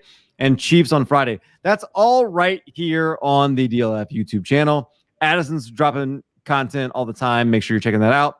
A bunch of really cool things on the YouTube channel. I will be on the Dynasty Vipers next July 12th. So let me just say this real quick while we're at the very end of the show. I always hate promoting anything else like this, but the Vipercast it's a really good, cool show. We've been doing this Behind the Grind series, which is very different than anything that we do. But it takes like a lot of these really big names like Bob Harris or Adam Rank, or we had Matt Berry, we had Daniel Dopp, we had Stefania Bell, we had, there's just so many really cool big names that we've had on there. And like, it's cool to be able to talk to them. But what's awesome is they talk about their history in the industry. So like you like Paul Charchian talks about going through, and like he used to have a show in Minnesota that literally was just reading box scores at the very end of a Sunday, and it was the highest rated thing. Like, it's really interesting. Fax machines, and there was 1-900 numbers, and there was like all this stuff. We're gonna be doing that kind of. It's not a football thing, but it's the history of fantasy football. You'll learn a lot. Hear the backstory of some of these guys, even new guys like Graham Barfield. There's some really cool guys there. We're interviewing Matt Waldman this Monday. Also, Cal, do me a favor. Yeah. Tell whoever runs the Vipers Twitter to hit me with a follow back. Oh, okay. I will. This. You can see where my energy is after 4 hours. Yep, Ryan, fantastic as always. I appreciate you hung out. Vipers Twitter it's also in there. So if you're at the end of the show, if you're at the end of the chat, you'll see my Patreon, my author profile, link to my podcast, link to the Vipers are all there for you. Yeah, it really is. I appreciate you saying this, Adam. We stumbled into this, and I do think it's a good match. We appreciate everyone for tuning in. Appreciate that. Look, you can do anything with your Tuesday nights. Oh, wait. We got one last minute. We've talked about I talked about this on the Dynasty Duo this week, actually. We're talking about AFC and NFC East previews. Yeah. So we talked about Ertz like multiple times. Where would I rank Ertz on the Bills? All right. Let me pull it up for you. So got to do this very quickly. But if I'm going to rank Ertz. How old is Zach Ertz? Oh, Zach Ertz is 1990. I think he's 30. I know he turns 31 during the season. Correct. I don't know the exact date. In November, maybe. I don't know. I don't know the month. I don't know that, but it's 1990. Yeah, November 10th, 1990. Oh, so I knew the month. So I knew the month too. Yeah. So right now I have Zach Ertz ranked tight end 18 just for this year out of just whatever. Mm-hmm. If he went to the Bills, okay, we'll play a game. We'll do this real quick. Right now, tight end 8, Dallas Goedert. 9, Logan Thomas. Oh gosh, already tough, right? Yeah, it already gets tough. That's top 10. Tight end's so bad. Yeah. So if I have to choose in a dynasty league, no, we're talking redraft. We're talking 2020. He's asking 2021. We're talking 2020. 2021. Give me Ertz then. I'll take the better quarterback. Okay, I'd still take Thomas. 10 is Evan Ingram. Ingram. Really? Yeah, I think so. I prefer Thomas to Ingram. To me, he'd be 10. He's right Above, there. behind Thomas and ahead of everyone else. Just to list some other guys. Tell me if you prefer any of them to Zach Ertz in 2021. Mike Gesicki, Irv Smith, Robert Tonyan, Hunter Henry, Jonnu Smith. Any of them? No. So I mean, Ertz would still have value then. He'd be tight end 10 for me. What about Ertz on the Colts? Same spot. Chemistry with Wentz is there. Yeah. We know it worked. It'd be the same spot. 10. Ertz in Seattle, about the same? No, that's not nearly as good. No? Splitting time with Everett and also 2 wide receivers ahead of him and also less passing, that would not be as good. I'd rather have Ingram, Gesicki, Irv Smith in that situation, or Ertz and Tonyan with Rodgers, if it's with Rodgers. So he'd be 13 or 14. But Bills and Colts, he would be 10 for me. So he would still have value. So yeah, that I would say 10. That's a great way to. Well, I mean, sure, but I just listed Ingram and Gesicki and Hunter Henry and Smith, who also have a lot of failure. So thank you all for tuning in. I am at Calvin and Hobby. Follow me on Twitter. He is at DLF_Carp. Follow him on Twitter. Go to the links that we posted at the end of the chat. They're all there for you. Find us. Dustin, you can ask us your question on Twitter.